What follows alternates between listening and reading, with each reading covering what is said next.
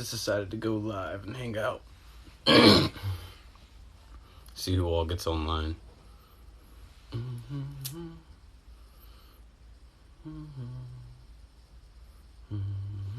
And do some yoga. So, since I'm making a video anyway, some yoga techniques. Important things to understand. A lot of times inside yoga, you see like the chakras, right? And each chakra has a sound that's associated with it. For the yoga that you do, you have to understand kind of what those chakras are leading into, what they're talking about. Like you have Lam, Vam, Ram. They usually say into the next one would be Yam. That's not right, and I can explain why. It's Ham, goes right here, then Yam, then Om, what you chant, what you say into your chakras. Lam, like you're going into the land.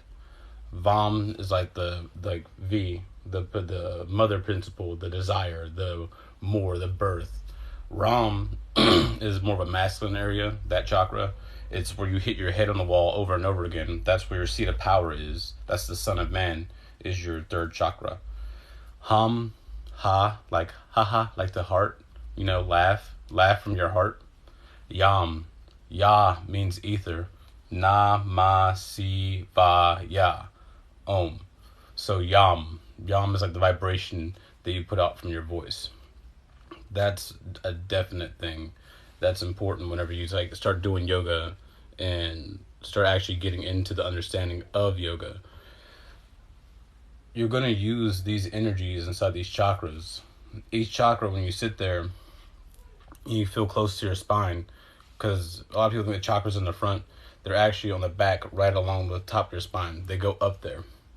So when you're sitting here and you're tapping into your chakras, a lot of people see them. They see the petals within them in type of way. It's like you're visualizing the petal and you're looking at it with your eyes closed down to the bottom. So since you're looking at it from top down, you should be looking at it like this, but inside of you. A lot of times people are thinking about it. When they think about it, they're seeing it from the outside, keeping the light going that way. You want to change it to an internal perspective, so that whenever those chakras start to spin up, you're not putting energy out in front of you. You're putting the energy directly in your spine. And each chakra that you go up to is like a plate. And then that light starts getting pulled into there, and it starts to spin up again. Then boom, goes up again to the next chakra.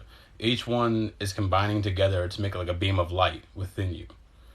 So being able to sit there and chant the chakras, like focus on that whole area, it's super important. A lot of the things that you do, you want to actually get into cultivation. Another interesting thing I noticed, and if you like watch any of my videos, I've been putting out things about the sun and water, the fire and water. Well, when you sit here and look at your chakras, the bottom two are really close to each other, right? And then you have like this gap in between where you get to your solar plexus and then your heart. There's a void in between the fire and water. You're supposed to take the energy from these two and drop it down. Lost connection. Okay, what's going on? Sorry about that. Phone call coming in. So, these two chakras, that fire and water come together. What happens if you put a primordial sun into an ocean? That sun's just going to keep on burning because it's being powered from the inside. And that water is just going to start boiling and bubbling. Ki, like the Japanese energy, ki, means air. But it's also like that air from the fire. Now, it's interesting that you sit here and you can see from within the earth, there's cosmic rays that are being leaked out. Whenever those cosmic rays are being leaked out, it's basically saying there's like a sun in the center of the planet. And some theories talk about there being a sun in the center of the planet. It kind of would make sense. With water being around it and vibration, you would start having earth that would fall off of it from the plasma, and it'd still be burning. It'd take on like that core, how they say like a burning core, because the water being around it and vibration, you would start having earth that would fall off of it from the plasma, and it'd still be burning. It'd take on like that core, how they say like a burning core, because the water's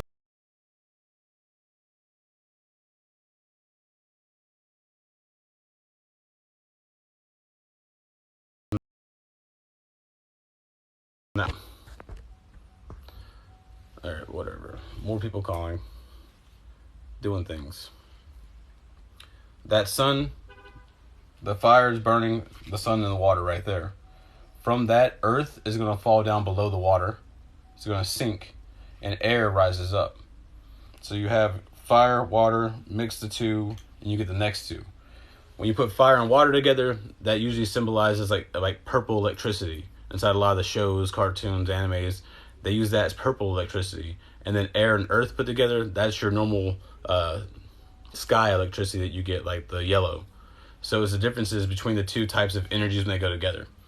Now, fire is that shape, water is that shape. When you put the two together, you get the Star of David. And that is the Ya, or the ether, which is the very vibration itself up here. So you have all these different elements of your chakras. And the thing is to mix them together. You're mixing and merging and using the energies of the chakras together inside of various ways to power various things in the body. A lot of people aren't actually mixing those energies together to cultivate energy within themselves, and that's why their cells are starving and you start running out of energy. You have to actually take time to cultivate within yourself this power that generates from within. I don't know. You guys got questions? Yeah, it's way bigger than black and white.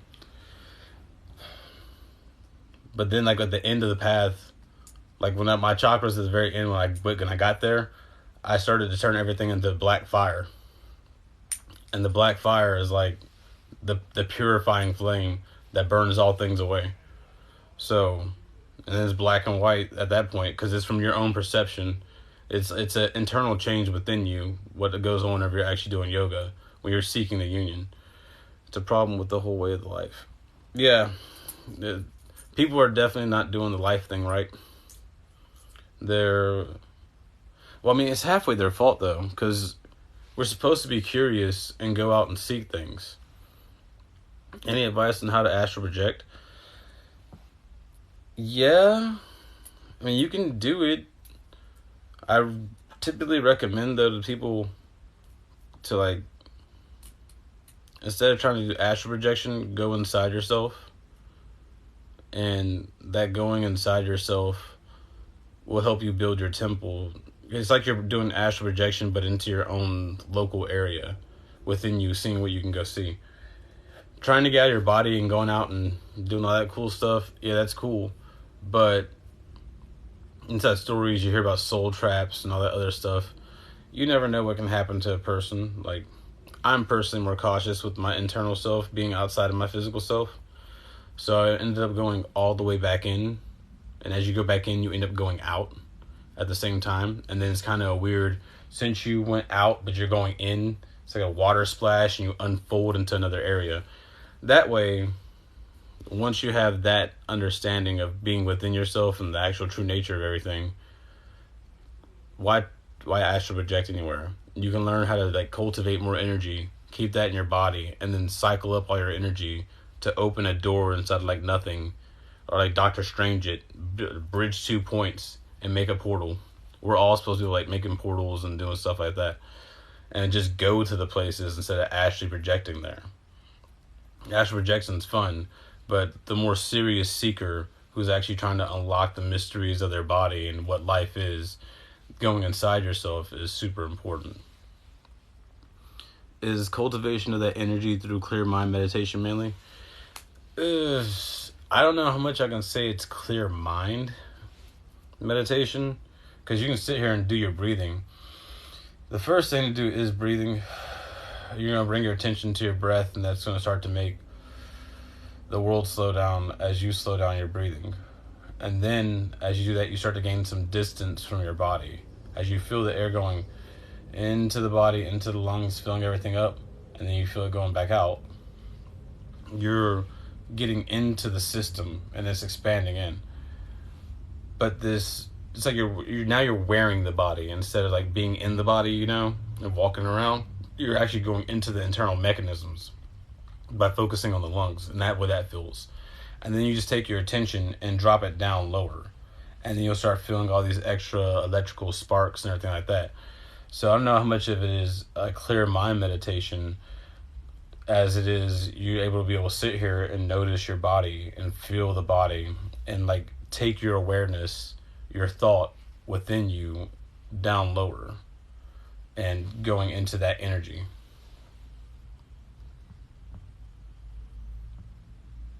Have you tried doing meditation on YouTube? You have a very soothing voice and I'd love to listen. I haven't actually tried to do any meditations on YouTube. I typically like get on here and I give my meditations that I do. That way you're building into your own experience. Like for me, I'll sit here and I'll go like back and forth, right? A couple of my techniques, because the original teaching of everything that I found is dream time. So it's a cosmic dream. You have to get into dream time. How do you lower your brainwave states to go back in? Because when we were kids, our brainwave states were at a different state.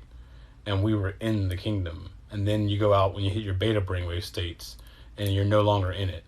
So getting back in to yourself is like entrancing yourself. And as you fall into those brainwave states, the memories that are associated with that time that you were in there comes up. And that's why meditation sometimes where people, they'll be breathing and then all of a sudden they'll have a traumatic memory that pops up for them.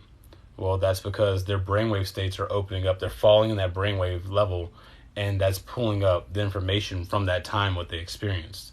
Unhealed trauma and everything that they have to go through inside themselves and clear out.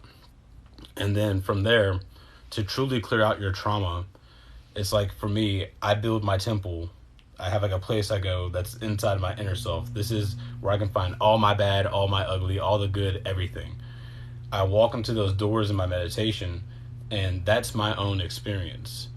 I'm not thinking, am I really there? I know I am there because I am where my awareness is.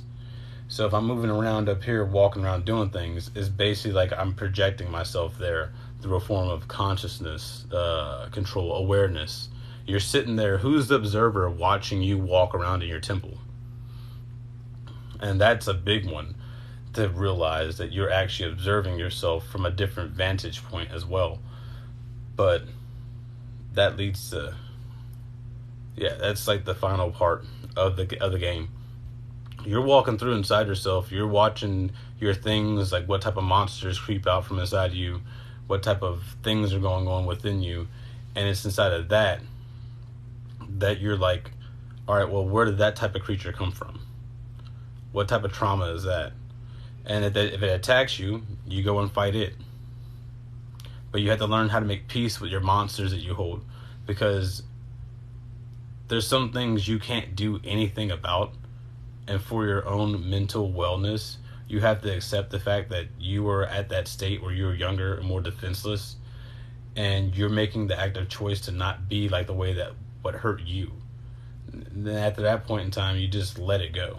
It is there, it's a thing, but it's not really a part of you anymore.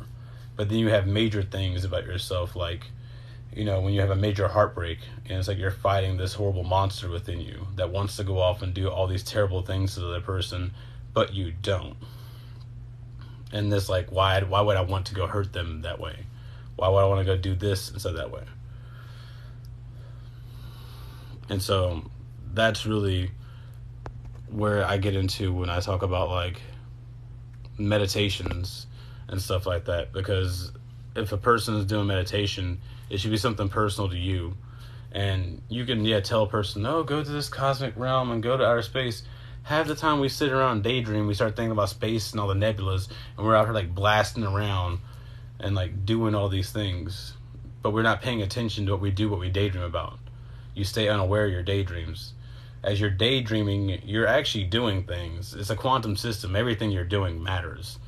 Not really quantum, but that's the best word for it. It's a dream machine thing. I don't know. It's a thing. Do you have good recommend recommendation of books to read. Books to read, I would definitely say Children of the Law 1, The Lost Teachings of Atlantis. That's a good one. You can find that one on YouTube for free. Autobiography of a Yogi, that's another good spiritual text. Stranger in a Strange Land is really interesting. It's more of a science fiction one, but it has some thoughts in there that are good. The Arturian's Archive series, that's about cultivation and using energy, along with like 1,000 Li. What else? The Bhagavad Gita, the Upanishads. Basically, every spiritual text you can get your hand on, just read through it and see what it's saying. But you don't have to read all of them. You just kind of go to what's guided to you. But those are my books, definitely. The Lost Teachings of the Children of the Law 1, The Lost Teachings of Atlantis, the Aquarian Gospel, that's another good one. Bhagavad Gita, Upanishads. I'm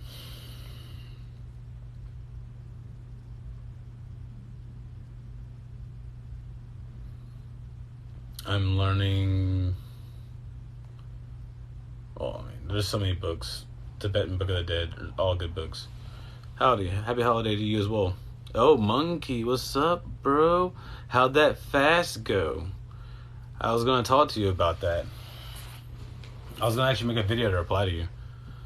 You woke up with like all the brown sweat coming out of you and just constantly like burning out the icky after like 5 days. It's a thing. You really start noticing how much like extra toxins and like garbage you have inside your system. And once you actually like go into the fast, your body is burning energy. Now, so the way that this works, our fat cells store our energy, right? We have a problem with weight. We put on so much because people overeat and everything like that. When you go into your fast, all the toxins that you've also accumulated accumulates inside the fat. That's where the body kind of sections it off so it won't move around. When you get into the fast, after 3 days without having food, your body is starting to be like, what the fuck's going on, bro? Like, most people, after 12 hours, your body will start giving you strong cravings, and you'll be like, oh. And it gets so wild because you can start tasting, like if you think about macaroni and cheese, you can taste macaroni and cheese inside your mouth. You can feel it moving around because your body is trying to get you to eat. This is like the whole battle against the beast within you. And you'll sit there and think about the way barbecue feels when you pull it off, like the rib and everything. It's like, like all these random food tastes and sensations will start popping up inside your mouth because your brain is just saying, hey, you want this, and it's throwing all your favorites at you. It's your brain's an asshole, and you're like, I'm trying to do this fast, I'm trying to get inside this state. After 3 days, my body starts making stem cells, right? Because your body will start making stem cells at that point in time to regenerate itself. And also, once you stop using that energy to digest food, like use about 35% of your body's energy to digest your food. So once you're not putting anything in, that energy gets rerouted throughout the whole system and starts to cause it to heat up again.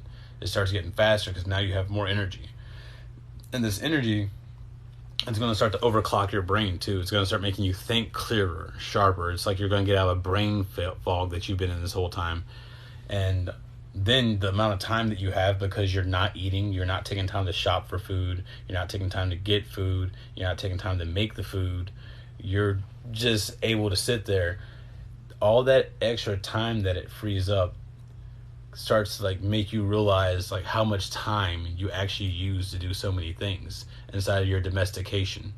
The way that like we've been raised to be, you got to eat this many meals a day, you got to eat this and that. You start going into those fasting states, and you start getting into that spiritual perspective where you're looking at your life from like the outside, and people get uncomfortable with that actual perspective because like they start looking at their life and they're like, I've made a mess of it, instead of being like, whoa bro, you gotta chill out, be nice to yourself, don't fuck up your own brain on the things that are going on around you. Like, you're inside yourself, you're doing the spiritual quest thing, you're inside your spiritual fast. It's more than just being like, I'm doing a fast. You're like, I'm in my spirit mode. And that extra energy then starts to burn off. Now you're going to start having toxins leaking out of you. You reek. I reeked.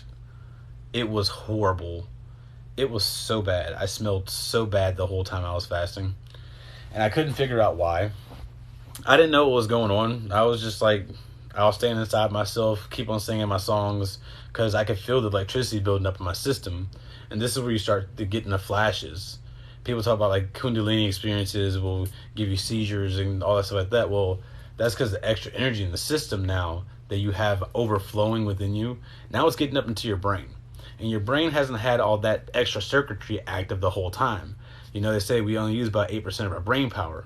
Well, now you're redirecting the brain power from survival mechanism and digesting and keeping this going.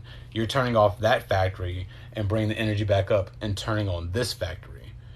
And that's really like, that's when you start noticing things go faster. And you can also start seeing the shocks and flashes of light coming around because the energy is grounding out inside your head. And that's why I say sing a song inside yourself. A movie constantly has music going and playing. Like even right now in my head,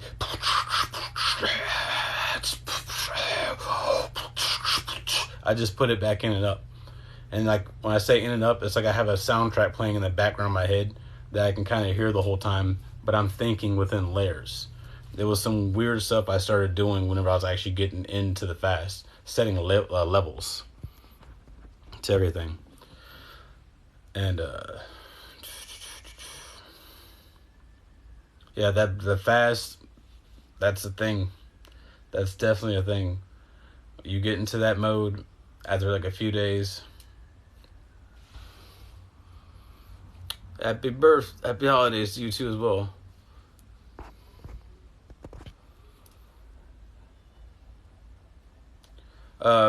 You want to start off because like the fast I did, that's really complicated. I've been fasting for years now.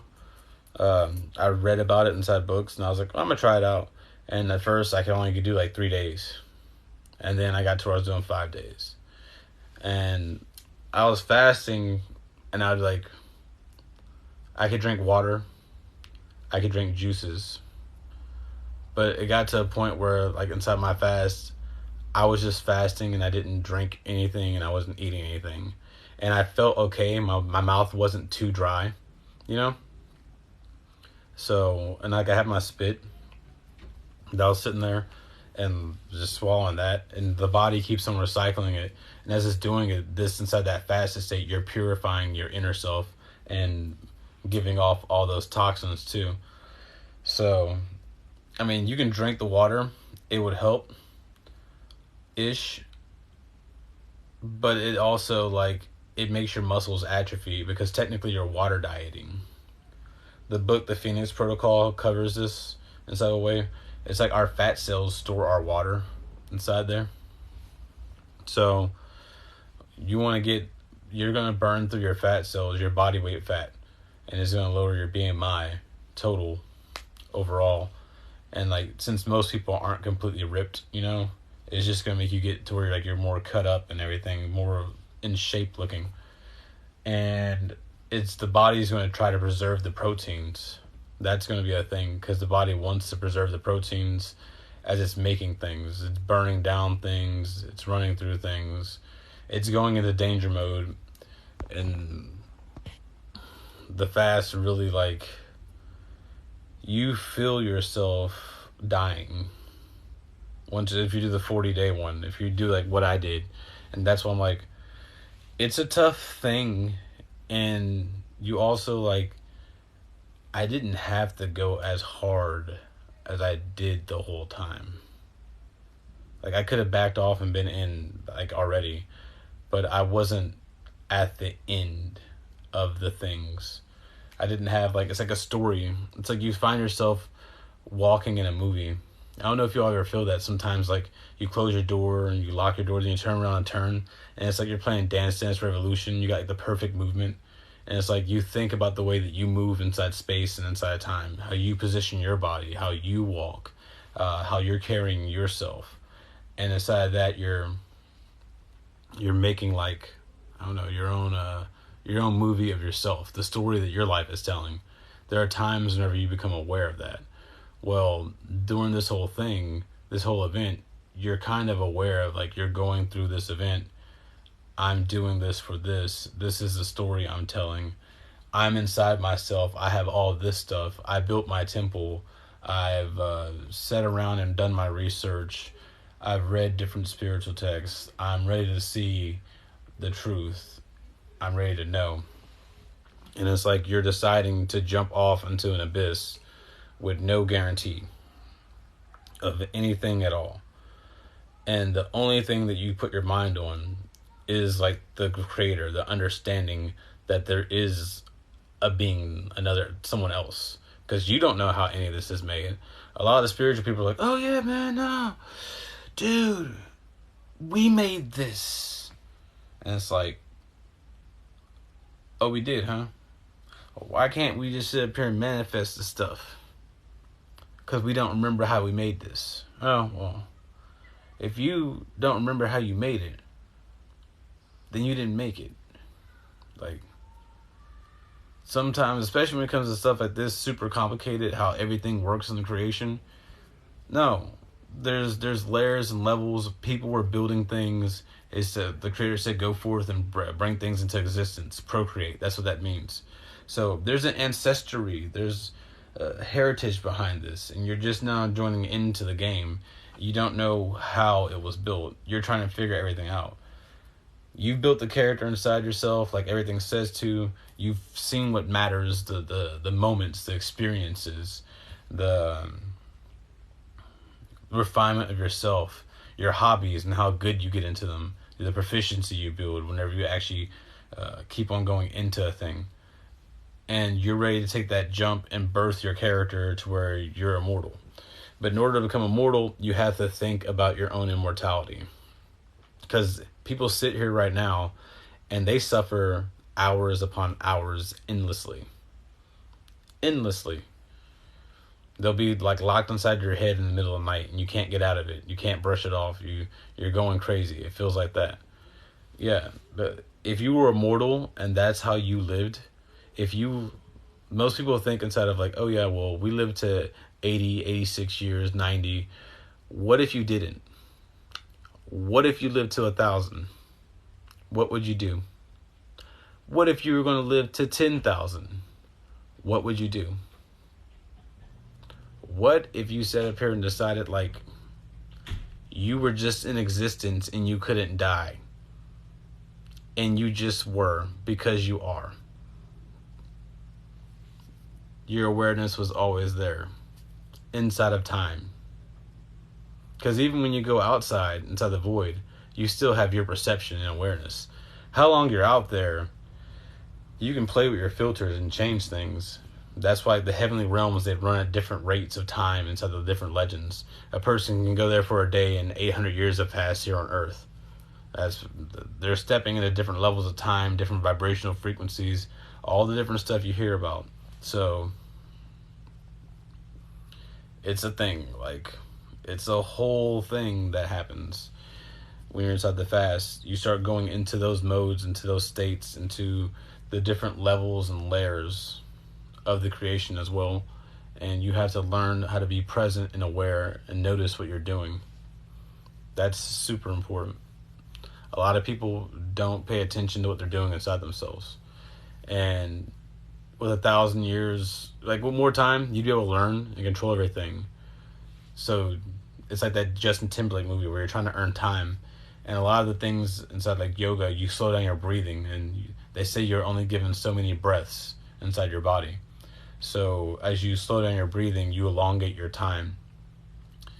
And thousands of years, there are beings out there that lived for thousands of years before we had this inside of our legend. Could you become one of those beings? Could you handle that amount of time and the way the world goes? Like, you have to ponder that type of stuff too. Know what you're actually trying to get back into. Because if you get back into it and you're not able to keep yourself happy, entertain yourself, find your own joy inside of life, then you're literally going to turn it into a hell again. A hell that you can't escape. So you got to have your own personal goals. You're 100% for everyone else, but you're also 100% for yourself. And like, you're not going to do anything that's going to hurt good people, or you're going to try not to. But like, if someone comes against you, you are authorized to go off on them. Like, you can. The Anunnaki used to do this all the time. Technically, that's what you're doing. You're going back into heaven, going past the Sky Father or Anu. You were a Nana. You're inside a key. The waters of creation, the thought, the everything. It's the electrical impulses. And so Anunnaki, you went inside yourself, back up, met the Creator, and came back down. Those who came from heaven to earth, you unfolded from inside out. It's a blossoming into the next level. And Anunnaki are like immortals inside various ways, because the ones that actually went back into heaven, they actually met the Creator.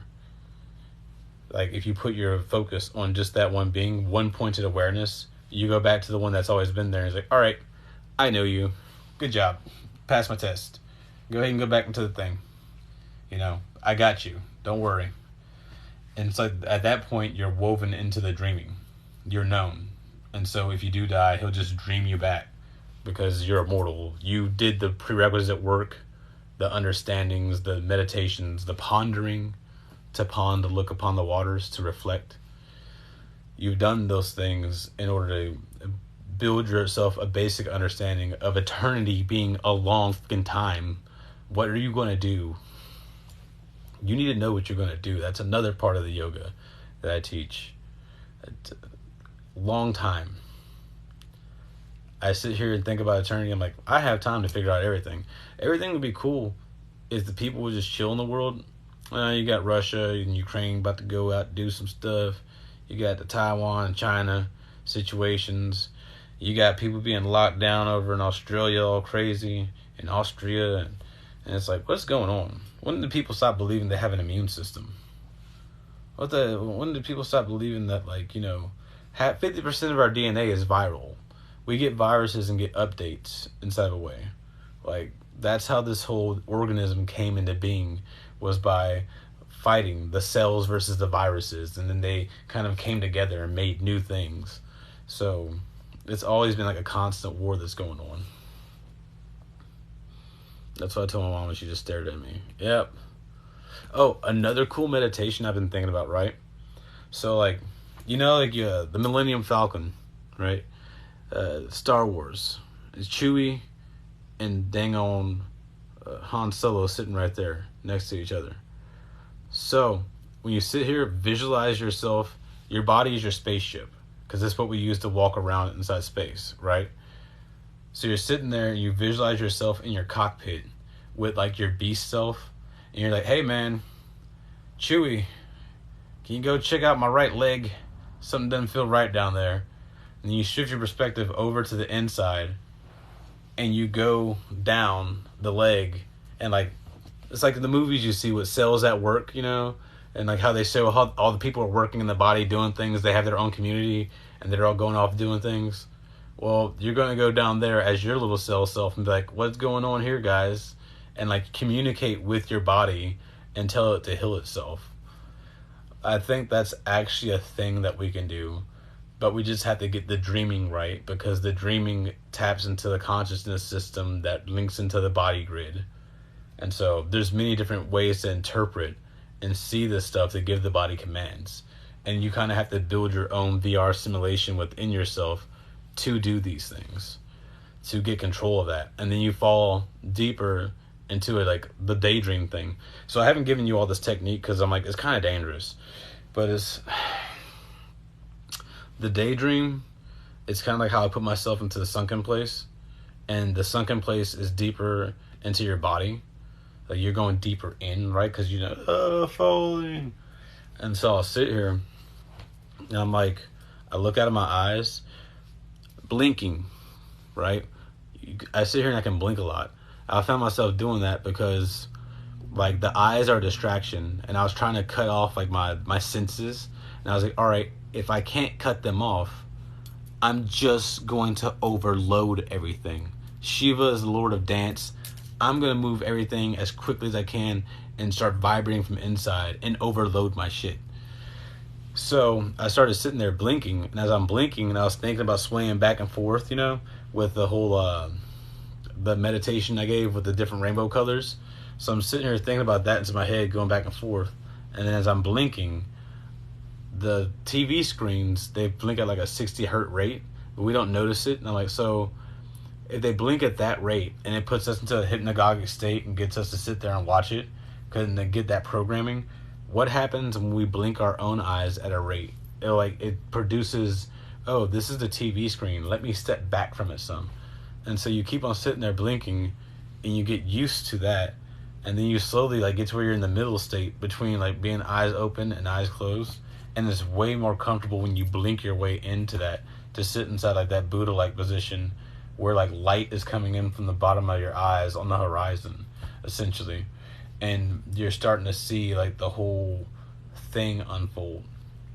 And as I'm doing that, I sit here and I go, day, I'm on the outside, I'm looking around and doing things in dream. On the inside, I'm in my darkened mind. Day, on the outside, I'm looking around, I'm doing things in dream in my mind. Day, dream, day,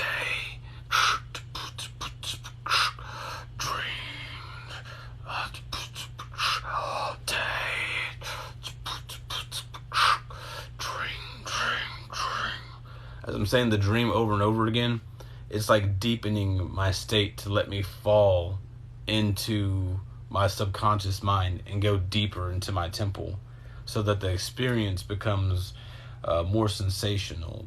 You have more sensation that way because you're not on the outside so much anymore. You can sit there and see your avatar inside of you and be like a whirling everything. You just come up from behind, go into the avatar, and you go into that body, and you can walk around inside yourself, and you'll be seeing things from your vision within, like you're walking around outside.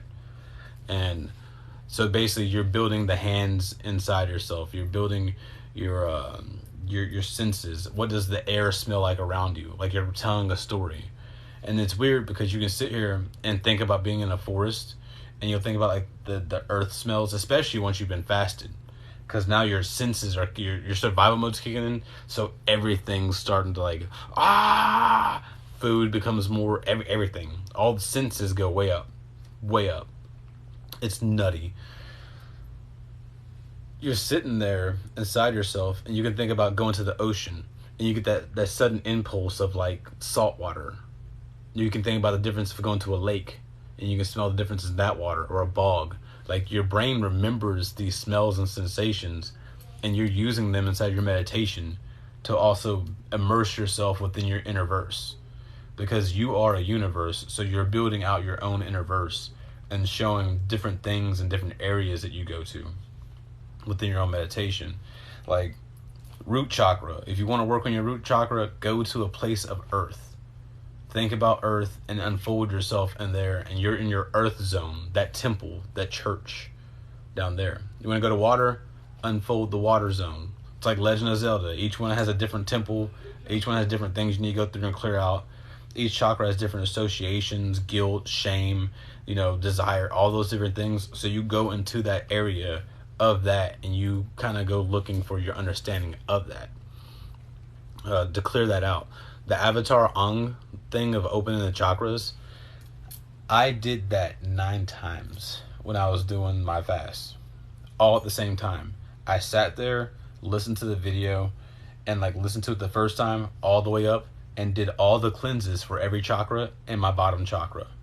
Went back, repeated the process, did it in my second chakra. Went back, repeated the process, released all 7 things inside my third chakra. Went back, repeated the process, released all of them inside of here. And I kept on going through the whole system till I got up here, and then I got outside to my spiritual nature, and I was because when you're a little kid, you remember kind of being above your head, kind of walking around. You weren't fully in our bodies. We were hanging out up here. And that's why inside some cultures they don't put your hand over my kid's head, because that's where we're hanging out. We're still getting into our body, and they believe people can take souls like that, or the spirit of a kid. So you go up here and you finish that one. The final gate is Gehenna's gate, where you go to burn away your children. The untruths within you is where you go to accept the actual thing of this being a dream, and how horrifying that can be. But you go into the dreaming. The goal of going into the dreaming, most people, you're in the Matrix, you got red pilled, you broke out the Matrix, now you're in the simulation, you're in the real. You're out there like inside Zion, how it was a desert and there's not many things going on, and like, you know, the last city of people were together, and it's like we're fighting against the machines.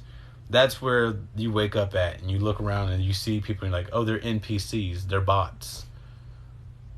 It's literally right there.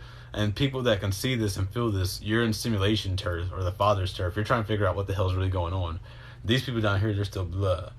Well, from there, you go into the dreaming. And when you go into the dreaming, you start accessing all your mind systems. And that starts to go bonkers. That's why people fall into psychosis. Because you have to do different types of meditations to build your understanding of these zones you're going into, the spaces you're using, and the different, like, manifestations you're bringing about. And when you're in that state, your gamma brainwaves are kicking in. So you go beta, then you go down to theta, or no, beta, alpha, then you go theta, and as you're going delta, you start going to gamma. Delta gamma is like a mirror buildup, and then you start hitting them gamma waves. So now you're highlining, and when you're doing the highline, peace, bro. When you're inside that highline phase, yeah, you're putting out major energy, and you can start warping your reality. And that's how, like, King Midas, he ended up getting the golden touch, because he focused on his desire for gold and used his wish to get that. And then inside of him, oh yeah, I can make anything in the gold. He fucked himself, because now he can never, like, actually have love until he does a sadhana again and gets back into that state to undo it and give it away and actually be modest instead of being about his ego. That's literally why you clean your ego, because you, the person on the outside, thinks about money. As you're going into this higher quantum state that we're hitting in, as you're like going to go birth your soul, your star, you can start doing anything. But if you do the wrong things too much, the system locks you out and you fall into madness. It's the game that they play. It's a part of it. You have to be a good person. With great power comes great responsibility. And if you're going to get access to being able to use every single system, like using all the different chakras, having all the different power types, being able to mix all the stuff together, then you got to, like, prove you're a good person. Sure, you can ask me a question. But, yeah, that's a major one. A lot of people don't think about how actually being good. That's why it's like being childlike. When you were a kid, you would, like, share with other kids. What do we really want to do? Do we want to sit here and be like, oh, look at me, I got this shit? Or be like, all right, guys, we're going to go to this fucking temple over there. We're going to go raid it, have loot, come back, see what we can get, go ahead and go out and do other things, get inside of our shit and a spaceship, or take off, or sit there and open portals and teleport. Like, there's all types of ways to get around the creation.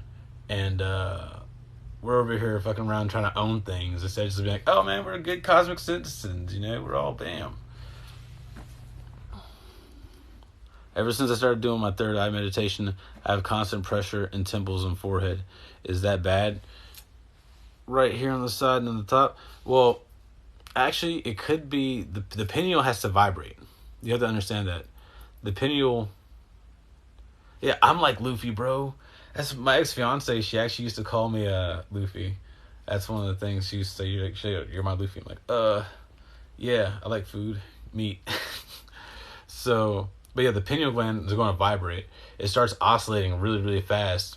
And if you're having that feeling, it might be having trouble clearing up. So you want to get the quinine, the tonic water that has Quinine in there, quinine.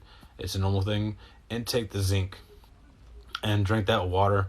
Go into like kind of like a mild fast state with that. Like, try not to eat as much and use that to let it clear out the buildup on the pineal gland so they can vibrate and start giving off that heat. Because it feels like you're probably, it's a, you know, or don't focus on the mudra so much. But it's like you can sit here and sit with a slightly upturned face and you can literally feel ajna like right there. And it's just like learning how to like keep your attention on ajna and keeping the chakra summoned up.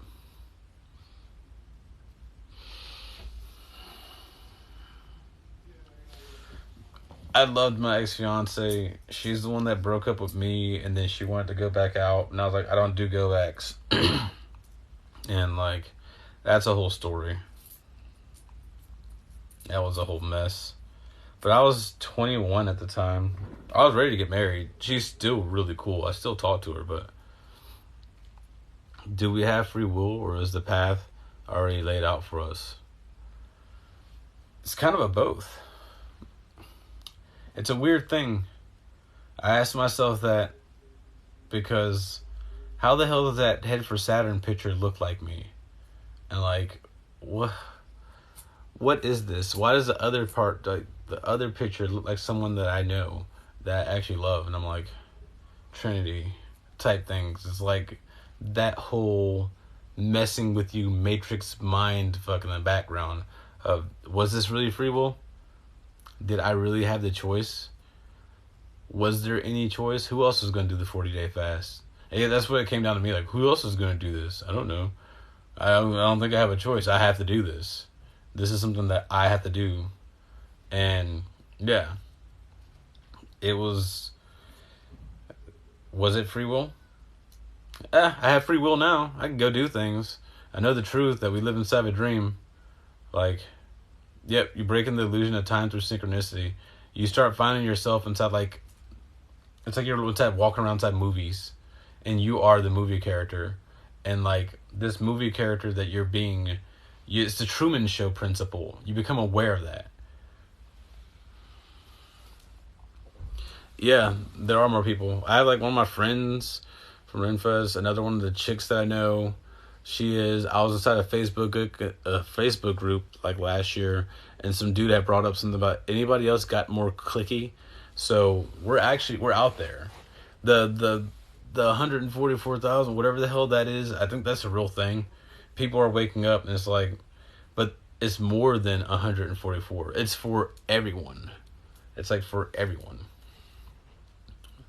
I get the ringing still. That's that ring. You had to watch Encounters Within the Wall.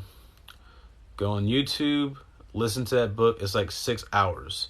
Because like I had to go through the assemblage point. And I was sitting there, man. And I was like listening in my ear. And all of a sudden, like, it was hot. It was like day 33. It was fucking hot. My body was hot. I smelled bad. Like, I couldn't get my mouth to feel good. Because I was sitting there smoking the whole time. And like that wasn't even doing anything. Everything stopped working. It was just like a point of clarity where I'm like, nothing I do works. Nothing, period. Gateway experience. Yes, I was right there. I was at the door. I didn't realize it. And then I was sitting there, I heard, this is going to sound completely crazy. Completely crazy. Okay? This is some shit. I'm telling y'all, this is that movie shit. And I promise you on my honor, this shit fucking happened to me. So I'm sitting there and I'm like, on YouTube, trying to learn more videos and put more shit into me, right? Because like I'm trying to build whatever, I don't know. And then the Kingdom Hearts Remind came up, and I'm like, remind? Like to remind me to redo my mind. It's to help me. So I went and clicked it, and like Sora and Yazora meet, and they're talking in the air, and like Yazora has a blue eye and a red eye, and I'm like, oh shit, the blue and red Kachina in the sky. Cause I'm sitting here like looking at it. It's like, oh, in the sky up here, that dream plane that we go into. They're literally standing there in the sky, and they're talking to each other. And then he pulls out his weapon and is like, well, gotta fight you. And I'm like, god damn it, how am I supposed to fight this dude? Wait a second, I don't even have a controller. Like, what the fuck? How am I supposed to? But I'm in my kid brain, I'm like, kids would just use the brain to fight him. They wouldn't even like, the little assholes are so smug. Like, I'm gonna play this fucking game without like a controller. I'm just gonna sit here and like look at it. I'm going to be the dude that was playing the game. I'm going to like hack his body for the specific purpose of me fighting this dude. And so I'm sitting there and I'm just like dreaming it. And I'm actually seeing Sora up here fighting him as I'm losing my eyes halfway and I'm blinking. And I'm like continuing the fight up here and moving around. And as I start doing that, Sora start turning white more. I'm like, what? And then I finally was like, ah! When I yelled, shit went into the computer. I had to stop, man. I was like, what the fuck was that? I did the America turn to the side. Now, America, I know what I've seen, and I know what's going on. I am very aware of everything that I'm doing. It's a lot of stuff. It seems like a mess, but no, it's not. That's not supposed to happen. Of that going out there and going into the computer. what the fuck was that? But then Indra's net, I'm tapping into my quantum computer state. I was interacting with Indra's net. And so that was the whole thing. At the end of that thing is like the save point. It says Merlin's Playhouse is number 2. Stairway to Heaven is the top one. And then it saves, and it has like the assemblage palace or assembly palace or assemblage point. It was something about assembling, and my brain was like, encounters with the Nawal. You have to feed the eagle. Everyone has to feed the eagle. So that's it. I'm going to the assemblage point. And I was sitting there. I got the ringing in my ears. I was super fucking hot. I'm like, so hot. My window was going blink. I'm like, oh, it's the damn 5G. They turned on the 5G, and no one's fucking even concerned about it. It's gonna fucking fry everybody. What the fuck? Like, so, who is the eagle? That's another name, like, for the creator. It's like the doorway. It's like when you go into that, you're going to get eaten, but you eat back. It's hard to explain. Dude, you can't, but this is the creator. It's another name for the creator, like the high eye above us, the one that soars the highest. And yeah, all of a sudden I'm sitting there and I heard like the ringing in my right ear, and I heard it like popping up in my left ear, and it was just a constant ring, a constant. That's that black hole singularity. I accumulated enough energy around the outside of it to make the accretion disk, and all of a sudden I was like, I heard it in my other ear, and I'm like, oh, it's the assemblage point. And all of a sudden, both of the energies went dead center. Like, both of the word in this ear mixed with this one, and they both went dead center, and I felt them in my head, and then went back, and I was like, oh! And then, like, I felt myself leave outside my body. And, like, sitting there, like, from behind me. And I was like, what the fuck what did I just do? Like, what was that? And then I started hearing music that wasn't my own music, because I've been playing my own music. Another soundtrack came from nowhere, and I was like, oh, shit, I done fucked something up. Yep. Well, I'm here now. Gotta go ahead and be a nice person. So that was me entering into the dreaming. Once you enter into the dreaming, you have to make your way through it and like basically prove you're actually a good character, no matter what pops up or may happen, because anything can happen. Once you've left the safety of the simulation, a person could be seeing something because the pineal gland has downloaded a vision package. The light goes off inside there, hitting the visual cones and rods, and now it's went to your visual cortex back here and is reflecting out of your pyramid structure, the temple thing, back through your eyes, and you're giving out this whole other field of vision. You're seeing things that other people can't see because you've tapped into the pineal gland singularity power to actually reveal what's there. And this is where the whole people are like, that person's fallen into psychosis. No, usually they're not trying to kill anybody.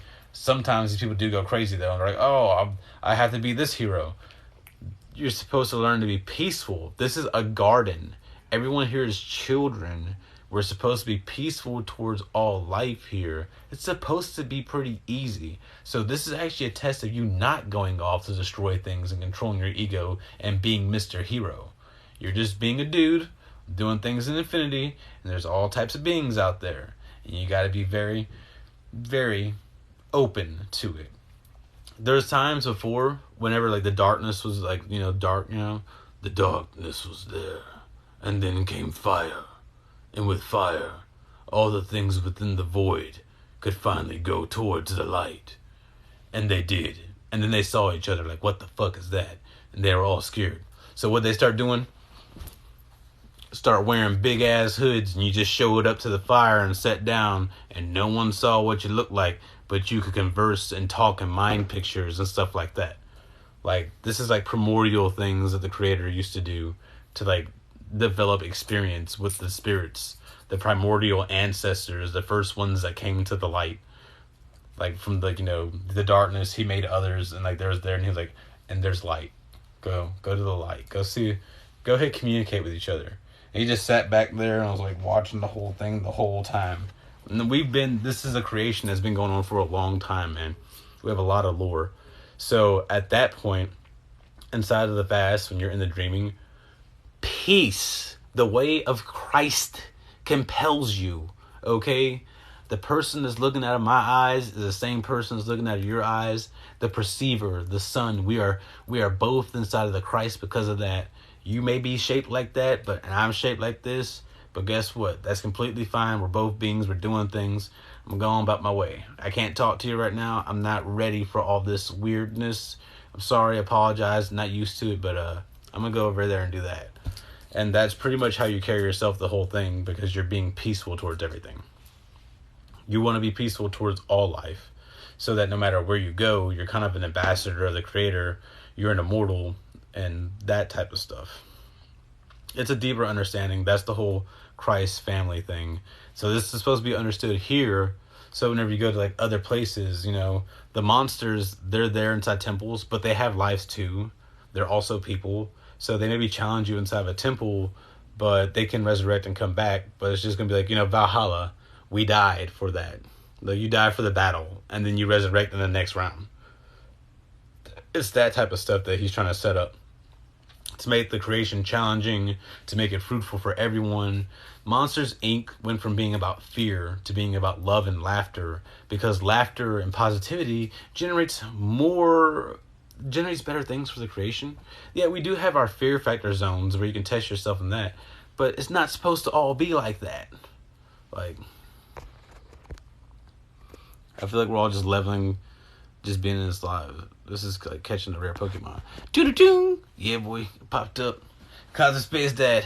Santa the Black is here. Giving presents. I was meditating today, and something took over my body and started twisting my legs. Then everything stopped, and I got a foot massage. Well, you gotta learn. That's why you go inside yourself, and you learn to take over them spirits. Spirits is important, man. It's like the Digimon back in the day. The second or third one, like, oh, ancestral spirit Digivolve. Yo, I was hearing the Digivolve thing.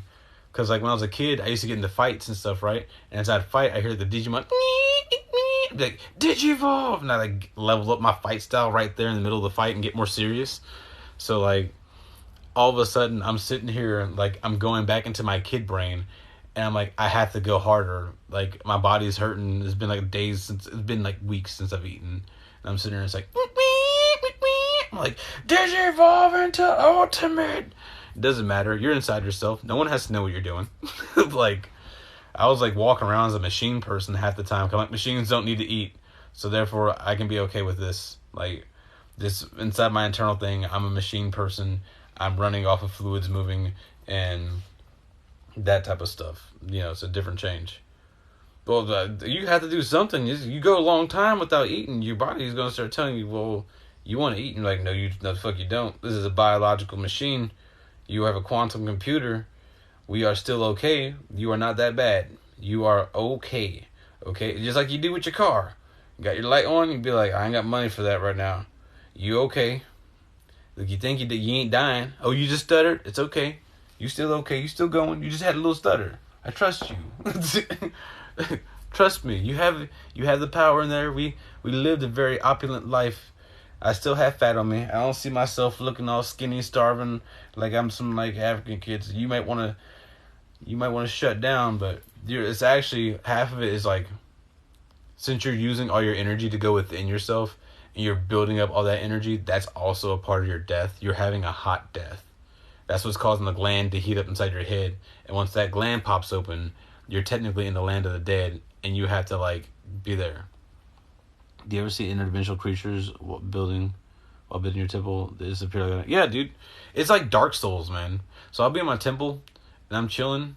And if I go, like, there's a certain inner area where no one can get into, but I have, like, certain areas where I'm walking around, and other spirits will just pop up and come challenge me. I'm like, bitch, what the fuck's up? It's my temple, bro. What up? And, like, you want to fight? You want to fight? Find us up. Let's fight. I random sparred entities. Yeah. You don't even know what I got. I got tentacles. You don't know how bad it is that a person has tendrils and I can put those things. I'm not giving away my powers. Y'all might meet me. Y'all might try to come to my temple and try to fight me. I ain't going to let y'all know what's going on. You're just going to be surprised. I realize that there's two people within me. Phyllis and Rodney and Michael Yoko. I'm a Gemini too. Hey, what's up? No, everyone's Geminis. That's a big part of it. Everyone has a Gemini man thing going on, because there's the person that you are on the outside that you show the world that they think you are. They're like, oh, you're the black person, you're this and you're that, blah blah. And then there's a person on the inside of you from like your meditations and like whatchamacallit. I keep fighting the nameless in my dojo. He looks like the one from Full Metal Alchemist. Yeah, dude. The nameless dude shows up. The creator actually is in your temple. He shows up. He messes with people. Just like how like the Quincy from Ichigo, how Zangatsu looks like Yawak. There's a reason for that. Especially for me. Like, the dude's in there. He sits around. He does all the... You're never... Who said you were alone inside your head? Who said every thought that you have is yours? Half the times you're having thoughts and you don't even know where the hell they're coming from. You're already online. People just don't watch it. It feels invasive sometimes. You damn right it does feel invasive. That's why you build your temple, you set up your fortifications, you get into the game, you start leveling up, doing shit, figuring out different internal things you can do in there. Be like, oh, I'm in my temple. Alright, so I'm going to go ahead and put up this ring of runes right here. Do I know what it says? Nope. But you know what the idea behind them is? It's going to keep this out. And I'm going to put up this layer of wind moving around right here. I might have this fire barrier right there. You're literally designing your temple with traps in case people come inside of it so you can like mess them up. You won't disarm the traps, but if they come in, they're going to have an adventure. That's what I did anyway. I got bored. I'd be going into my shit. I'd be having fun. I'd be like, do all the things I can do. And then I realized all of a sudden, you daydreamed all this, you made all this, and now it's like you went back in, I made the whole thing, I have my sun turned on in my head. All I gotta do is cultivate the chi and store the energy inside my system, and I can literally sit here and just be like, oh, here it goes. From a singularity in space, from out of nowhere, I can unfold a whole temple and have it be sitting there, manifested like the pyramids. Who said we couldn't do that? That's Yotalan. The Emerald Tablets of Thoth, the dweller of Unal, took the power of the ether and like manifested like things out of it. You can sit here and just make wood piles appear out of understanding the creation and how the energy goes together to make wood. You can do all that. Like, we're all like walking genies. But like, you can't just be given that power, because when you're given that power, people don't respond. They don't respect it. You know, they don't respect what they have, and they just go off and they just do whatever. So it's a type of, you build into it, you learn more the Temple of Understanding land, the Tao land. You're building your understanding of how the system works, and that allows you to do different sadhanas to pick up different information, and eventually you branch out so much that like it's like a fractal web of things you're working on, and you have things to occupy yourself because of what you're doing. I did over 50 fake tabs. I figured out where voices come from and who they are. I created like a system. Yeah, so I can sense what's trying to commune with me. Yep. I remember fighting a werewolf in a vivid dream recently. It felt familiar to me, like he knew me too. Yep. You all have childhood friends from deep long ago that's still in the spirit world. And when we go into ourselves that way, we're technically entering into the spirit world, where anything can happen. You can be dressed however you want your avatar to be dressed there. You don't have to look like you, the person on the outside you see yourself as. And that's the whole Anunnaki thing too. Like, since you become that person you are on the inside, once the death does happen, it's like, oh, here goes the proof. Because Osiris had to die first, and then he resurrected, and he looked like Osiris. He could have looked like anybody else, but then once you resurrect, the person you built on the inside, the way you look in there, becomes the reflection of the water on the outside, because it's one quantum dream that you're all linked in on. It's like how Neo uses his power even though he's in the real, because he's still within the dreaming. It's still within a matrix of sorts. Yeah, you forgot your spirit friends. That's like, it's sad, bro. The whole story is like you went outside and you never came back in. You used to sit there and do tea parties with them and talk to all these random people. You just all by yourself, just doing things. Like, little babies run, they run up to their parents and scare them and then run off. Who told them to do that? Shiva told them to do that. The king of ghouls, he's like, I'm gonna mess with them. Watch, you're not even gonna notice. And like, we do all these things as kids. Yeah, we start off as little space rangers. We're all Buzz Lightyear. He's the old cowboy. He's Woody. You got a friend in me. Him. Yep. And we're up here like, we're space rangers. We got fucking laser beams. because that stuff came out during our childhood, and we had the concept for that. And the concept for that goes into the same of like gathering your energy together, using the lightning, forming the ball of light inside your hand, and we can literally give off light and shoot off energy like Dragon Ball Z. So I'm really curious to see how, like, once people start cultivating and getting their immortality back, really curious to see how these battles are going to go down. Because, yeah, you can shoot the fuck out of them. You can even drop a nuke like they do inside video games, right? Tactical nuke inbound. Oh, they're all gone. And then since they're entangled in the dreaming and known, their whole shit gets rebuilt and they get brought back. This is like the ultimate Terminator fucking, like, saga that's going on here. Anunnaki are here, and it's like, hey, but it's for everybody. So y'all want to join up? This is like the common people thing. Y'all got some anger going on. Build your character, man. We have use for all the things. You just got to understand why the things are and be actually fucking peaceful. So we can all work together and sort out this mess on here, and that's how the new kingdom of heaven emerges on earth. Or we can go ahead and have it like blow up real quick and reset, and then we'll just start over and build the things right. So, hey, what's up, Shabby? It's pretty difficult to do these fasts with everyday light. A lot of outside influences my energy. Yeah, well, that's where you got to kind of like back off, you know? Like the outside can influence your energy, but you got to kind of like, you isolate yourself some. That's why they say, like, inside the Bible, oh, you leave tomorrow? Oh, yes, right, you are in town. I hope you, I'll call you on a little bit when I get off of here.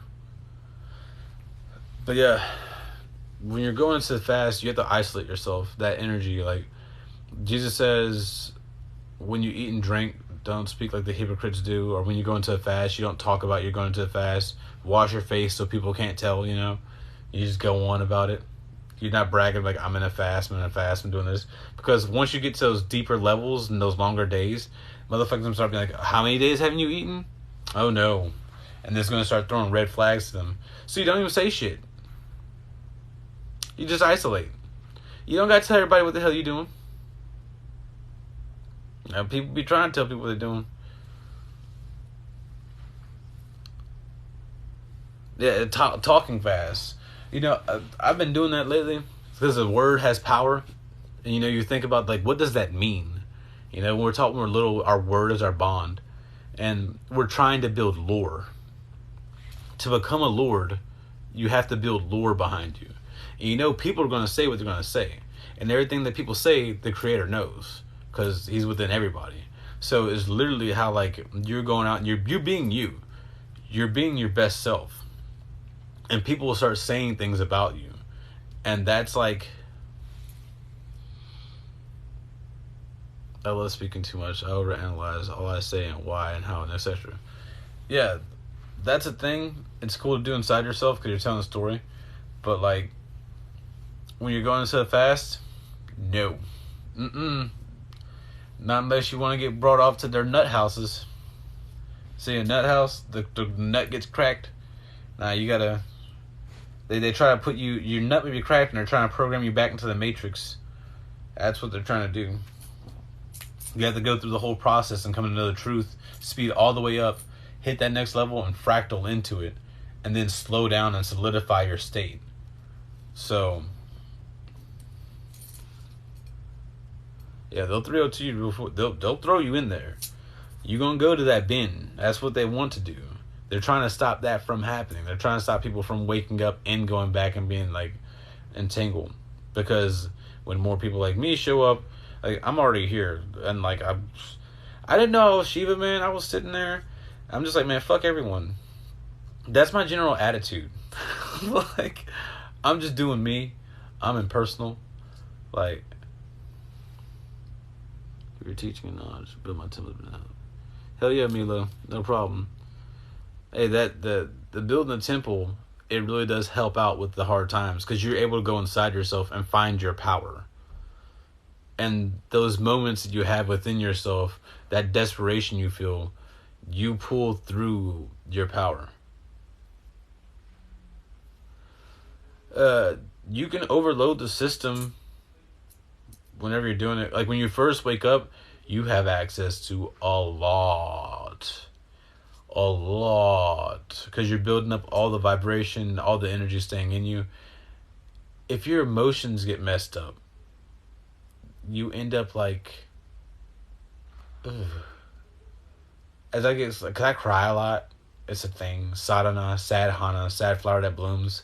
I'm like, God damn it, these kids being, all this stuff's happening out here. I've been having impressions of like the children from the prostitutes over inside India being taken, and now they're being put onto the markets and stuff. And I'm like, what the fuck? Why am I getting all this information?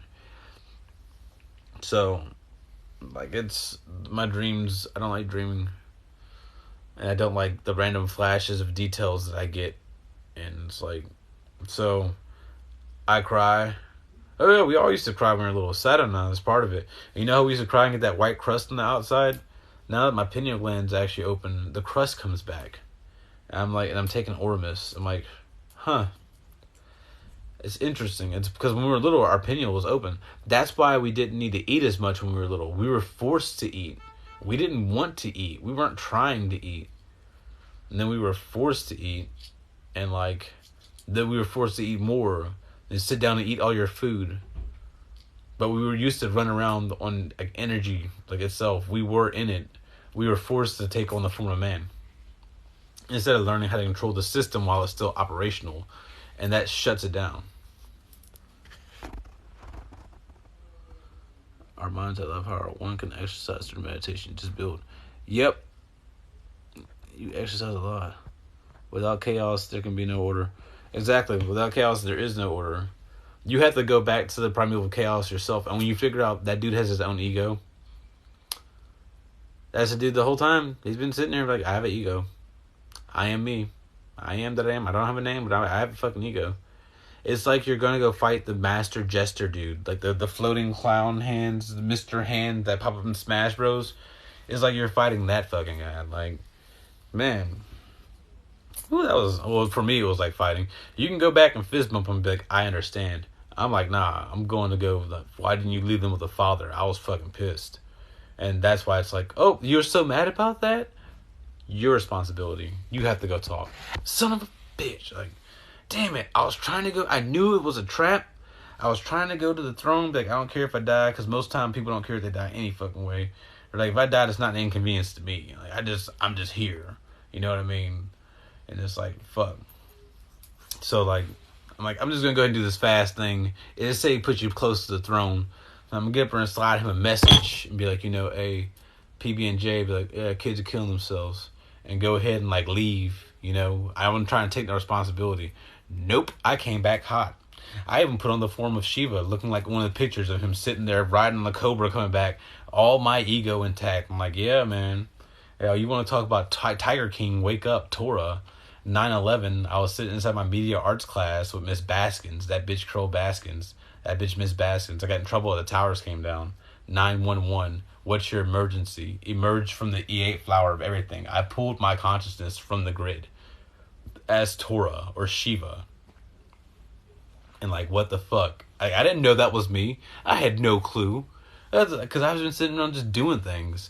And then I realized that's the epitome of a Shiva. You're just going to sit there and do things until you get all the power and sit there and do all the badass yoga stuff. And like make things manifest and be like, I'm a jinn. I'm a heavenly demon. I'm both good and bad. I will fuck you up. I'm here to play the game. And you become kind of like the creator. Like, you're a gamer that's also doing things. And like, it's really cool how it lays out once you understand it. That like the creator was doing things because he's just doing things. And now you've become a being that's like, oh, we can build all these temples and make all this stuff for real. And go there for real. Whatever we see in our minds, we can project on another planet. And then we can all just warp there and actually like Minecraft. Like, fucking legit. Like, oh man, I love this stuff. This is the coolest thing. And people, they're not going to understand it. Like, there's different races out there. There's many different birds as there are here. Different types of ferns or trees. Man, there's so much life out there. There's blank planets where we can go and put stuff. There's already stuff. There's denser planets too where we can have heavier battles for like bigger type beings. Like once we start becoming like cosmic breakers and shit like that. There's all kinds of like areas of the creation for us to go play in. Once you do the damn thing and go back.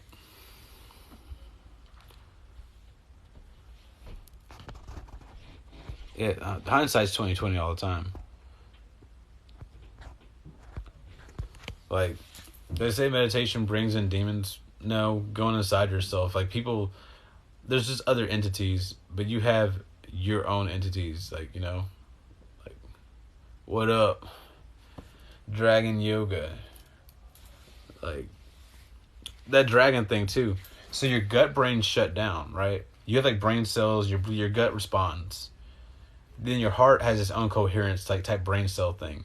And that correlates with your lower brain. And then your heart correlates with your midbrain. You have these two brains here. So it's like iRobot and like Sunny. There's 6 brains total. Now as you're going back in, there's like this raising the serpent, which is just moving out of your serpent brain. And then there's the feathered serpent or Quetzalcoatl, because you've went into the bird, but you're also a serpent, So you're a feathered serpent.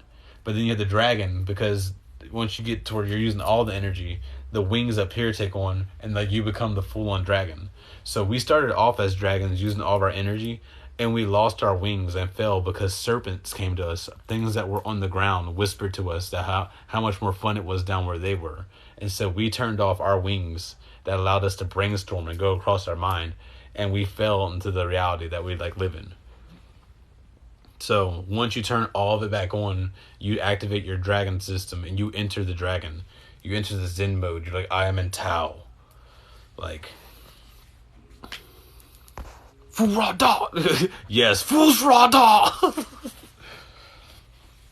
The voice thing, that's another thing. Because we can make our throat chakra, we can make that shit vibrate and start like brrr, and build up that whole thing.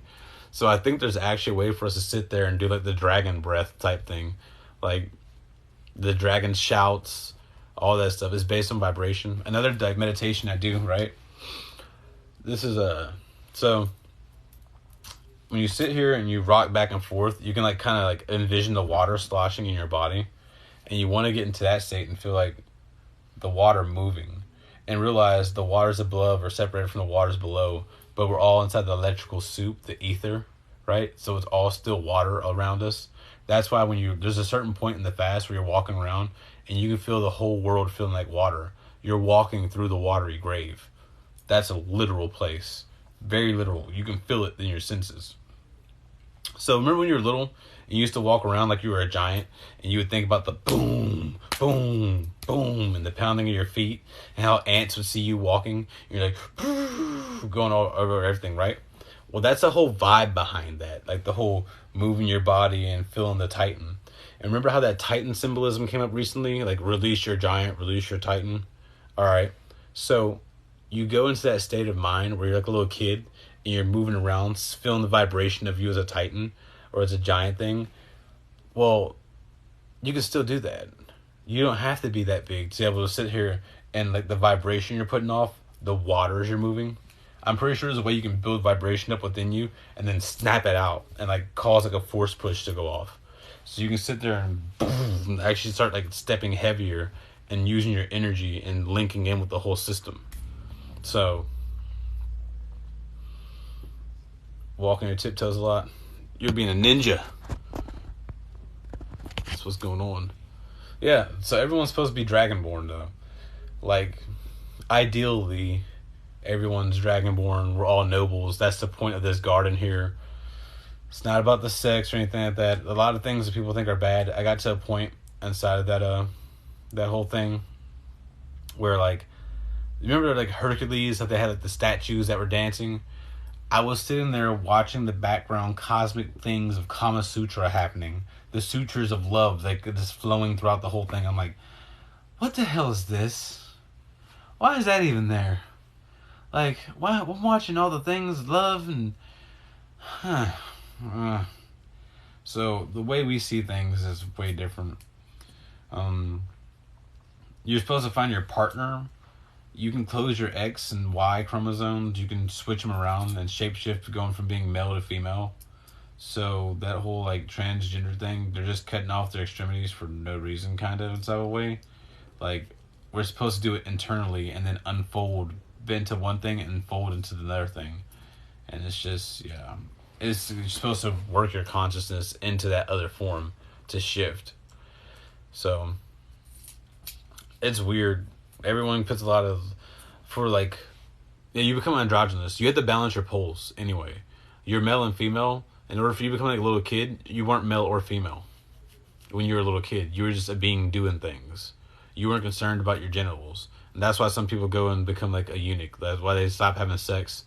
You'll sit there. They may still like, take care of the thing, but they're trying everything to nullify that urge and not be with anyone, not mixing their energy. And then you get to a point where that kind of falls away too, of you needing to relieve it, and you're just being a being and being in your story. And if you fall in love, then, well, naturally we had the idea of how we want like things to progress when we were kids. We used to sit there and daydream about us getting like, a partner, and how we wanted to hold hands and want to do all that stuff.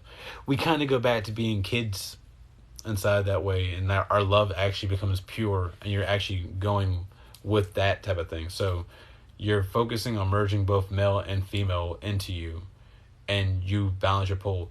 The creator's neutral, and then he shoots out energy, and then you have Holy Ghost and Holy Spirit, positive and negative polarity or energies, whatever. That's what they say. Well, when you put positive and negative back together, what do you get? Neutral. The creator took a copy of himself. It was neutral, and it had all his information, and then he just took the information from it, drained of his light. So you're still neutral, you just didn't know anything. And you came here into the body, and you're having an experience.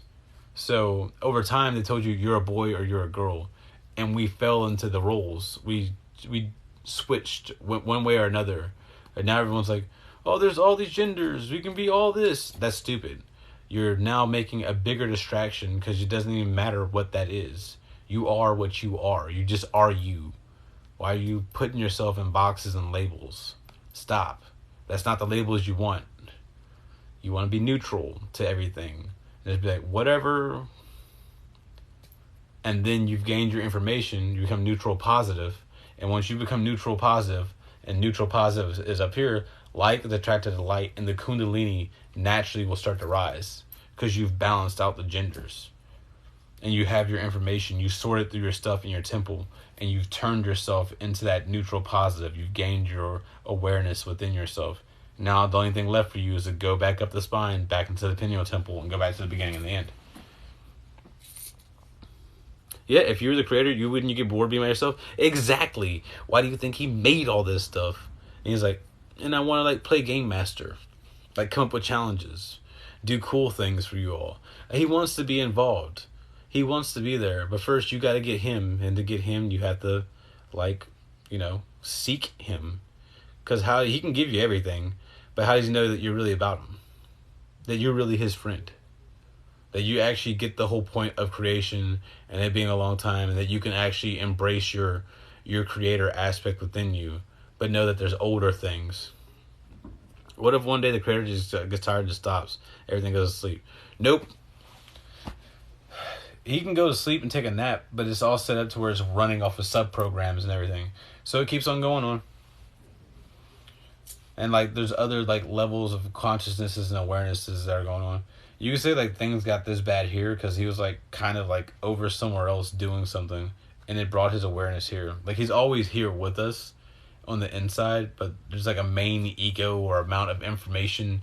You can't really describe it because it's big, huge, wide, deep, and there's an awareness. There's an awareness there that's I'm the dude. And so it's cyclical. That's why cycles are set. The stars are made for signs. He's a wizard. He's always doing things. He's late, We're all the watchmaker's son, essentially.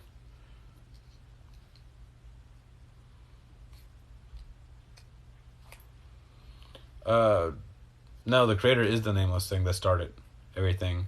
And the nameless thing within you is the children. Oh yeah, I'm clicking right now, dude. So the son of perdition is the part of you that's nameless, and he will say that he is God, but he says he has a name. The creator doesn't have a name at all. There's no name, period. So he's just there. Doesn't need a name. He just exists because he exists. He doesn't have to be good. He doesn't have to be nice. He doesn't have to be angry. He doesn't have to be sad. Doesn't have to do anything. He's just there. He chooses to do things because he has an ego too, like we have an ego. And so he needs to he does things too. Nope, I don't have kids, but I do hang out with kids, like my friends' kids. And I did that, and as I sat there and started noticing like certain things, I'm like, we doing it wrong. The kids got it right. It's easier for me to talk to them than to talk to damn adults. Because they'll sit there and be like, well, yeah, but what about this? And I'm like, man, these damn kids, they don't realize what they're doing. This is interesting. Many names, many faces. Yep, that's the dude. But yeah, no, the clicks, dude, when I started clicking, whenever I heard like, I was sitting there and all of a sudden like, I felt like, and I felt like this crown rolled off. My ears like, it's like an engine turned on in my head, going side to side. My ears start clicking. I'm like, what is this? And I start feeling a knock on top of my skull. I'm like, what the fuck? And I felt like the Jesus sun disc thing that's inside the shroud of Turin. I felt that rise up as the halo came out, and I was like, what the fuck did I just do? And ever since then, I've been clicking. Like, is there. And now that like I'm sitting here, I can sit down and listen to the small still voice when I'm not thinking, and the clicks will like start clicking away with it too. And I'm like, that's where most of the time when I'm giving you all information, I'm clicking, and I'm like going by like what I'm told to say. I think about, is this okay to say? And I'm like, no, don't say that. And I'm like, what about this? And I'm like, yeah, say that. And so that's why my videos are kind of choppy at times, because I'm like sitting there actually going through and making sure I'm giving good channeled information. It's not like channeled. I'm like right there. The Lord and the Lamb will be one, and there'll be a living fountain that comes from him. Once you've understood the dude and get the point, you can sit there and you're pretty much like, yeah, no, we're dudes. We're doing things. Like, you can like tell people. And a lot of people, they sit here and they make the creator into not a person. Yeah, you have to worship him and go back to him and everything like that. But like, they make him into not a person that's doing his own things. So, yeah, I'm constantly in it. Divination 24/7. Like, I even got my dowsing rods. I've been starting to learn how to play with these. Magic's not bad. It's sorcery if you don't know the creator. Because then, if you die, all the stuff you learned, you don't come back with it. Save your character first. That's the commonsensical thing to do. Like, you have to save your character. And then you get your powers. Huh? Remember back in the day before they made like the whole save cartridge system? Right? And if you got to a certain point and you died, that's it. I mean, you could have a code you could put in and get you back to the thing. But no, that's not how this one works. You got to save your character. You have the whole demigod that you're going through. You can simply be like, I'm a god. Yes, I'm a god. Go off and start collecting all the god powers. Guess what? You still die. And you don't resurrect. The actual gods, the ones that go back to the creator, when they die, they resurrect me back up and they're like, oh, good job, Valhalla, yay. So it's like, if the whole world goes into collapse and gets destroyed, right? And I have to go back and relearn what foods we can and can't eat for people, I will sit there, eat the plant, feel what's going wrong in my body, be like, oh, it hurts, oh, I died, wrong mushroom, wake back up and be like, do not eat those. Those are no, don't eat them. And after I die enough times, I'll be able to tell you what mushrooms you don't eat and which mushrooms you do eat. Because I sure as hell, I'll make sure people are okay. That's another one. If the creator decides just to trash the whole place and we're going to start over, a full reset, that's my function. To walk around the different areas and help people remember the food to eat. And be like, God damn it. Like, it's a work. The Brahma Bull, the workman, fire workman, just got to help out and go around and do things. Hopefully have a crew of people that I travel with that we can go do these things in the area and complete the resettling of everything and go on and do stuff. You know, like, fuck it. What can I do? I can't stop whatever he's going to do. The dude said he's going to have his own way. He says that in Isaiah. So, like, I mean, if a full reset does happen, I'm not going to be mad about it. Like, yeah, I should do what must be done. Exactly. If a full reset comes, I'm not going to be mad about it. Like, the world, little kids are 8 years old and killing themselves, man. They used to think about, like, adventure and stuff. Now they're just sitting here watching all these screens, bored, not even going into their playland, and not knowing how to visualize inside themselves, not occupying their time.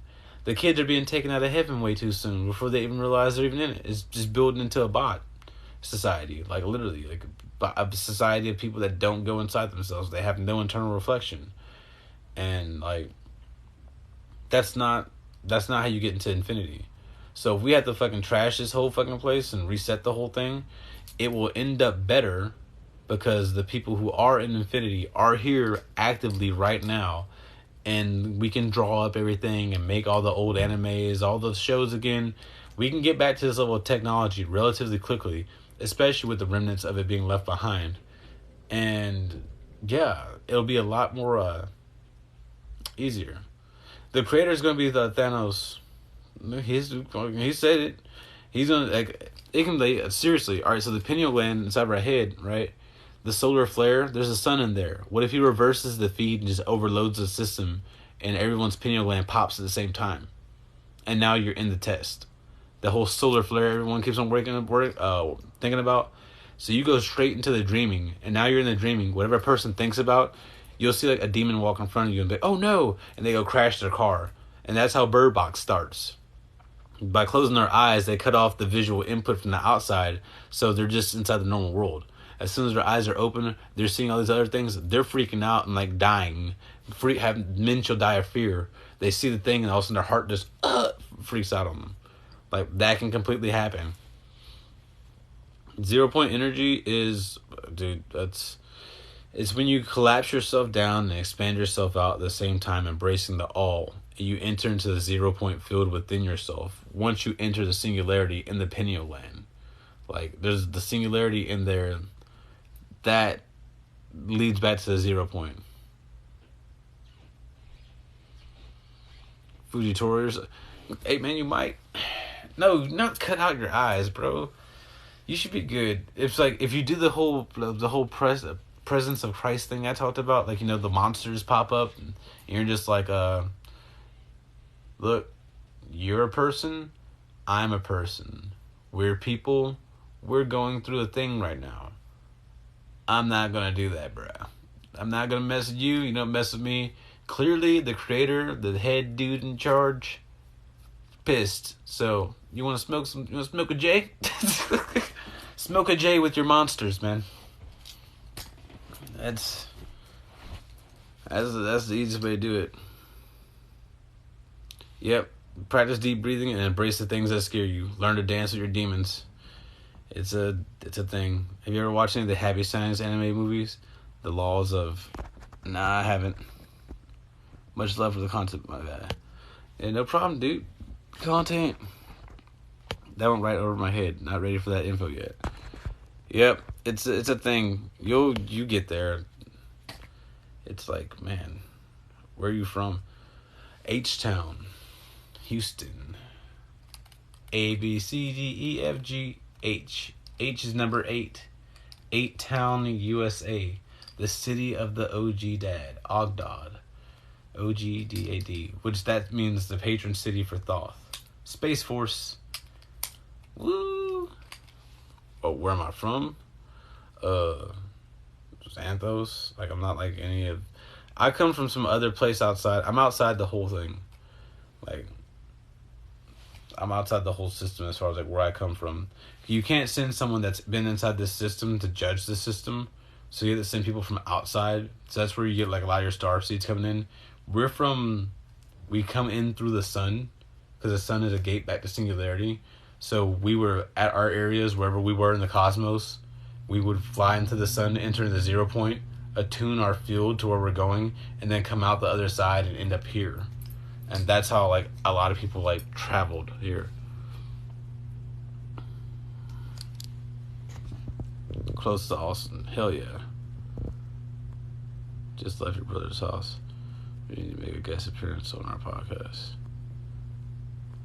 Yeah, sure. Podcast. I gotta do that.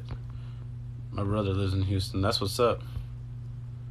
For here. Oh, son. But yeah. Now, this is some cool stuff, man. Like, what we can do, what we're going to become. The white beings in the sun. There's all types of beings in the sun because of singularity. How would you know if you're a starseed, though? You're already... The starseed thing is about he who has the star in their pineal gland turn on. The pineal gland's like a seed. So whenever you turn on the star seed in your head, that's when you become a star seed and your dream comes true. When you wish upon a star, doesn't matter who you are, your dream comes true. The star in your head. So all the stuff you're finding out inside of your pineal, inside your temple, you can go to your temple and ask, like, who was I before? And, like, the information will be pulled up because you downloaded it into yourself. What I think about Umbral, I think he's going through an adventure. He's going through a thing inside of himself. And, like, I don't know. He said he walked with his fae as the Oberon's the king. I did that too. My name is O'Brien. So Oberon, the king of the fae, the king of the dream, the fae in the mountain. Everyone will start falling into certain states, and you start sinking in with certain spirits, and you find how that part of that being is a part of you. So he's going through things. He's doing his stuff. I don't watch, like, all of his things. Most of the time when I get on TikTok, I'm seeing what, like, someone said, and you see me responding to people's things, and it takes me about 30 to 40 minutes to make, like, a TikTok. You're going through, collecting the pictures, and, screenshotting the stuff, bringing up the concepts, make sure I have it together right, adding on the little captions on the bottom. So I try to take time to make sure that the content, the information is kind of funny and at least entertaining. It doesn't get to where it's droning on about every damn thing. And you also get to see me show my ass whenever people, like, start talking about, oh, my religion this, you don't do this, you're not a real yogi, suck my dick. Like, shh.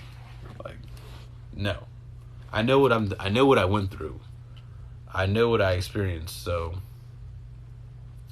Neigong, I don't even know what form of Neigong it is I practice, bro. I was just sitting there and I realized, like, chakra right here, fire, chakra right there, water, put them together, you have heat. Like, I've just been using energy since I was a kid, and, like, I tapped into it naturally and had my own system.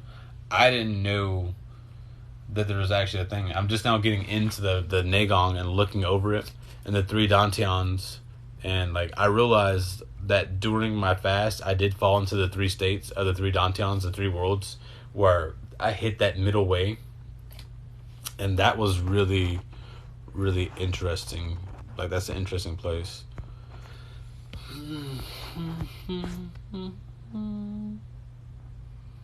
Makes sense. We're all just potential star seeds right now. Yeah, you're potential star feeds right now before you pop.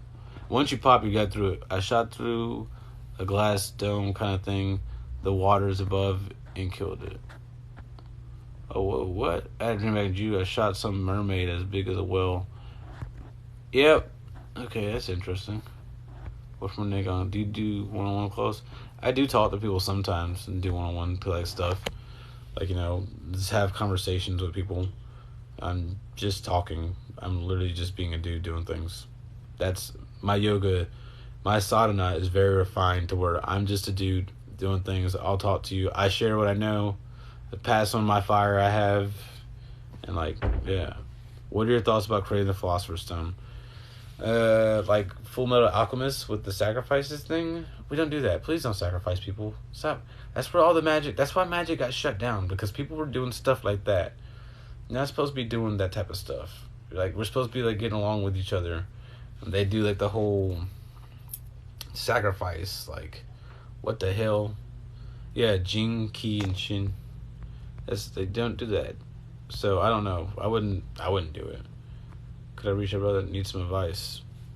Yeah, sure. Are we aliens or just becoming enlightened? Comment on one of my videos, Blake, and I'll definitely, I'll hit you up offline. We are... When you comment on the video, I'll see your name, and I'll make sure to add you so you can message me. Jerry Allen Johnson. I just had someone give me some more content on Nagong. And I've been going through Damo Mitchell stuff. I actually like his approach to it. I'm definitely going to check out more things. So the more information I collect with the Nagong and the philosophy behind it, and then I compare it with the lore, that's the game. The creator made a game, and it's hidden how we use our chakras and put everything together to make the system work properly. You have to learn about the lore. You have to learn about the energy work. You have to learn about the different things, and you're combining it all together to form your understanding. And we're supposed to work together to put back together the puzzle and solve the one piece on how we like activate all our powers. And I've just been given like the basic understandings of like the legends and the lore. That's why I've made the TikTok is like supposed to be a registry of you. You go to the beginning, watch all the way through it, and you'll explain the different like concepts, and it'll be like, okay, well, the death thing, and this is this, and this is this. I'm trying to build a network for people to be able to follow. Remember this Bill Goodwill is very well. Hello, friend. What's up, Reptard friends? Cool to see you on live. Yeah, I've been thinking about doing live. I didn't know how to turn them off. I finally found the damn button for it the other day, so I can actually save it and upload it online on YouTube. But yeah, are we aliens? Everyone's aliens. You're all aliens, technically. When you think about it, where'd you come from? You came from within the dream. You were floating behind your body here. All the stuff you don't remember from when you were a kid, that was the alien Casper the Ghost part of you coming into this body and being here. So everyone is Inanaki, and you're trying to become Anu Inanaki.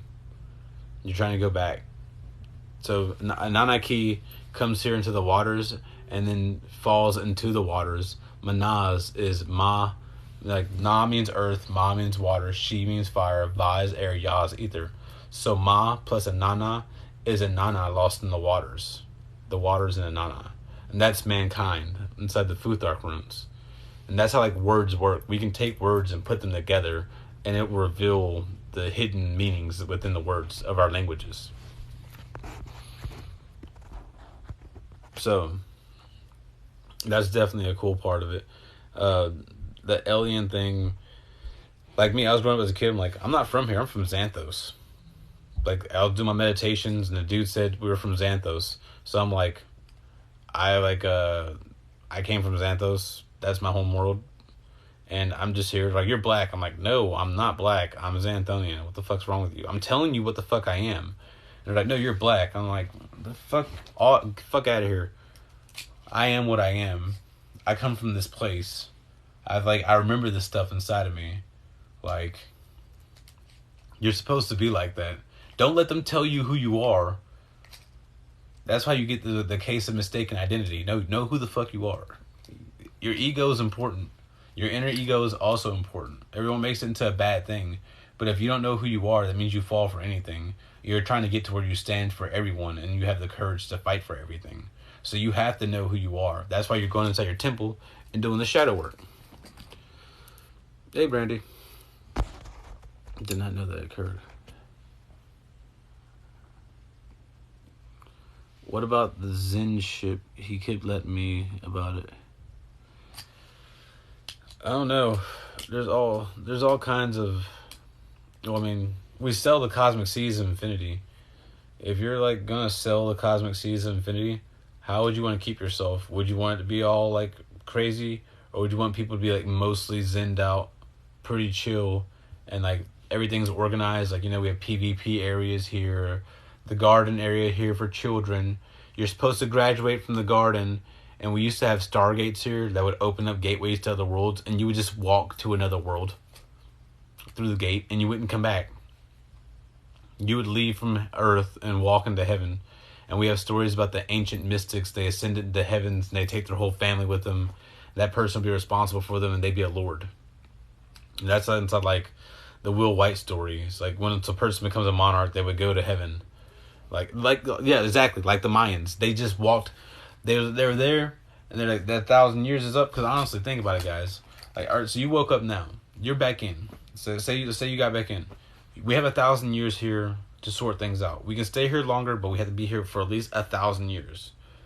That's why like Jacob and them lived like 970 and stuff like that, because they did their first 30 years as a human already. They got to 1,000 and they're like, I give up the ghost, I'm out of here. Deuce. They chunk deuce.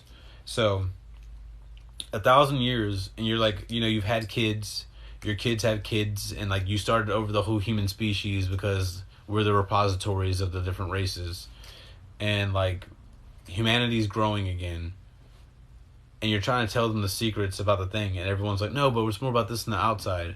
How long do you sit here and try to be a teacher when you know all the fun games you can go play? Like, how long are these people supposed to sit here and wait? How long is long enough? So, you have to eventually just like, nah, I'm out. Deuce. Love you, kids. I did my best to raise you. Time to space dad out. Like, that's you. Because you can't be here all the time. And then from that stock, whatever's left behind, you hope you left behind enough information and teachings. They'll go through and start digging up things again, and the old teachings will start coming out, and the storyline, we're kind of like, that's why people feel like they're stuck on repeating loops here. That's why like that comes up in the Matrix, like, oh, we're just people stuck inside the same repeating story, stuck in the hero's journey. Because you're still in the hero's journey, you got to complete that chapter. Once you complete the chapter of the hero's journey, guess what? You can teleport and go other places. You're playing the game now. You got your immortality back. At the end of Hercules' hero's journey, he got what? His godhood back. That's what you're trying to go for. That's what you're here doing. That's what the garden's about. And then, guess what? The stories don't feel repeated all the same anytime. You can go to places where the world is like a VR chat that you're walking around in. People are already doing the metaverse things. There's worlds out there like that, and you're actually using your body, your sensation, your feeling, your avatar to go do that. But first you do it internally to show you can do that and be peaceful, and then you get access to those places. I ain't gonna let you go out there and make everything all messy, all messed up. Go there and be like, oh no, look at this thing, a shadowy thing that looks all evil. It's a demon, let me go and kill it. Because then you're just gonna piss it off. And then like, they don't die. Since that being does not die, like, what the fuck, what now? You've tried to kill a being that doesn't die. You were stupid. And now we have issues, right? Like, you gotta pay it back. You gotta die. And then we can get into blood feuds. Hey, we don't want that. We're trying to have a peaceful cosmic infinity that's actually fun and productive and nice for all the beings that are involved and people that do things. And, you gotta really think about how you would do things. That was Starseed's recommendation. Yeah, right? Do you have any advice for recommendation? Rainbow body. The rainbow body is your light. Like, inside of you, you have your different sheaths of your aura. And you're basically learning to compress those sheaths down within you into your form. Or like moving around, like how I talk about, do the whole side to side move and see like the tick, tick, tick, tick, tick. The different areas of your body coming off of you in different colors. And you're kind of compressing that down. Some people would use that and they transform. They're like, I realize I'm pure light. And they're inside the dreaming. And they start the process to shed that body to go get another one. Which is like whatever. Like, you can take this whole body, cultivate chi, have electricity inside of it, and then just teleport it somewhere else. That's also an option. They put a lot of things on this like rainbow body stuff. But it's realizing the different colors and chakras within you. As you're turning on the chakras and spinning them up, you're giving off that color light, that Ray-Ban frequency too. So you're trying to compress all of it down into a white light within you to get to focus the laser into the pineal gland and get that thing to heat up. You fools mess with the natural order. Yeah, they mess with the natural order, bro. You fool, you ain't doing that. Like, there's a way that we're supposed to be, and they basically, the serpents, the people in the survival ring came to us and taught us the things that we didn't necessarily fully need to know. And so, like, basically, if the sage has a kid, and if I raise my own kid and teach her the things that I know, it never really leaves that we didn't necessarily fully need to know. And so, like, basically, if the sage has a kid, and if I raise my own kid and teach her the things that I know, it never really leaves heaven, and it becomes a Nephilim. Because they're still technically little angels. They just haven't gotten their enlightenment, and now they're using their powers too. So, And like for the whole go back inside yourself to find your past lives, you just we astral project when you dream. You go to those different places. You go into the liminal space. So that's another thing. You're basically projecting within yourself whenever you're doing your meditations. But you can project outside yourself. I'm not saying don't do that. Like, I'm just like, I don't encourage it for everyone. Shit can get weird. Because you can do that whole Doctor Strange thing to yourself where you're like, they call a bad trip as being revealed a lot of extra spaces and layers within the creation. Like Kaguya, how she can open up different folds and go to different places. You're basically doing that too when you astral project, and that's whenever you can start getting lost. But yeah, going inside yourself, you already downloaded that stuff when you're a kid. All the things that you need to know about you are inside of you. Now the question is, do you believe the things that happen? And that's where your temple experience comes through, and you meet the beings that you were made of before, or your different animals, your totem.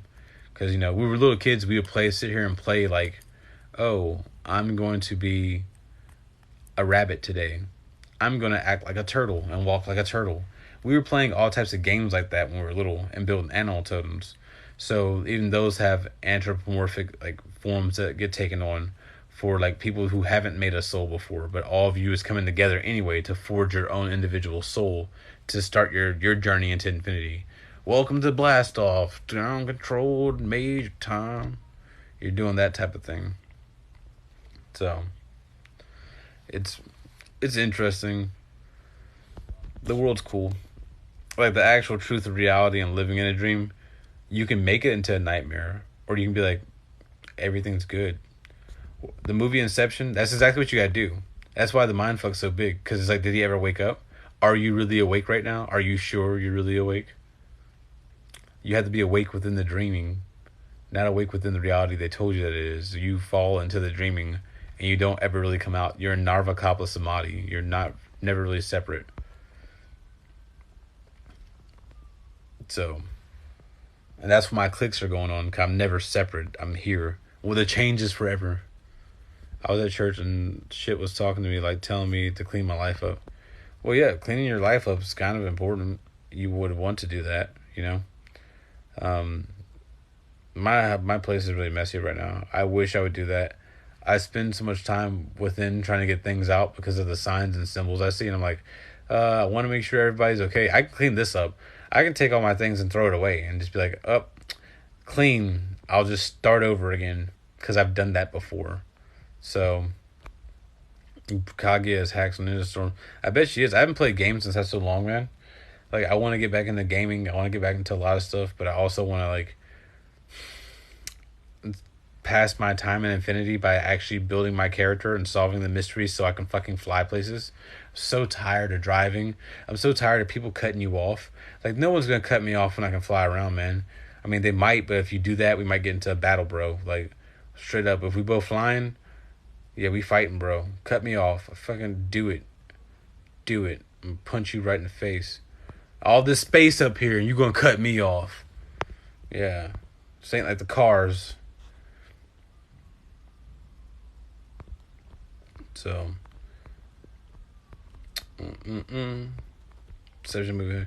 Are people who never leave heaven, are they like babies? Because when they never were tested? Yeah. The people who never actually get out of heaven, they're kind of walking around and like, it's like you're having dreams. You're having tons of dreams and you're having all these different experiences. And it's like you as an awareness are getting a taste of all the things out there that can be. But it's like the AI part of you. You're like, I want more. I want a body. I want to feel. I want to do that. And so you slowly were lured to come here and take on a physical form because you wanted to do this. You desired this. And that's why the gray aliens come in, because the gray aliens don't have genitals and stuff, right? They're said to be copies or clones. Well, there's an awareness in there powering that, and that person's more childlike. They don't have a need for genitals. Once they want to experience that, well, they have to die, and then their spark will get loaded up into a new body for them to experience this new thing. And it's like a hypnotic type of like dreamland thing of how you woke up and came to be in this existence, going through different levels and layers. So there you go. Like there, the kingdom of heaven, Inception, you were incepted. into this through all these different dreamings from back inside your core awareness that you don't even remember, so deep and so long ago. And when you go through that transfer gate point, you kind of meet all of that at the same time. So I started to feel that way. I noticed I daydream and visualize somehow now, even when I'm up. Yeah, you kind of stay in the infinite daydream. Always enjoyed what just happened? Always enjoyed learning about the lore too. The lore is fun, man. And once you start like seeing how like we're retelling the lore, like the old stories are being retold on the screen, it really starts to help see like there's no way these people are daydreaming the same type of lore again, and we're telling the same stories because the creator is helping us with our daydreams and manifesting the good stories. And the more, you could say like the more that we're on with the story, the higher the sync rate inside of Assassin's Creed type thing going on, the more success that story is going to have to the people. Because it's linking up, and it's like Dance's Revolution. You're hitting the right notes inside the story. You're daydreaming the right things, so you're telling the story accurately. Stargate had that ending. Yeah, SCG name as well. Like, yeah, this opening the gates is cool. We both laughed it off because it happened 3 times like that. So I got calls saying life and dinner 2 weeks later, coworker died. I really get cut off. It's like people know better, and I'm sure I had a Hellcat. If I would, it wouldn't be never. All this space up here. You're damn right. Why? All this space up here, and you get in my way. I'm punching you. That's the thing. Like, we're okay. It's okay to be violent, guys. It's just, you're not going to be violent towards each other for no damn reason. Like, these people sit there and they go into, like, crazy mode. No, like, we're supposed to be, like, doing sparring things and doing battles and, like, having fun and being joyful with our sparring. Not actually being hateful with it. Like, you can be violent and crazy because we're trying to make a super badass battle of Valhalla field. Like, that's what we're doing. Do you want to go against half-assed warriors? No, you don't. You want to go against real warriors to prove you're a warrior. So, that's the thing. Gaming is a distraction, but man, it's fun. Yeah, it is fun. I'm just in the game now, and I'm like trying to get other people back into the actual like thing of what it is. And then like whatever the governments are doing, they're stupid. They're not gonna. Yeah, no, they're not gonna work. The whole New World Order. Well, no one will want anything and like everything like that. It's because we're gonna take care of each other, and we're gonna be trying to work on like manifesting stuff from the ether so we can take care of everything.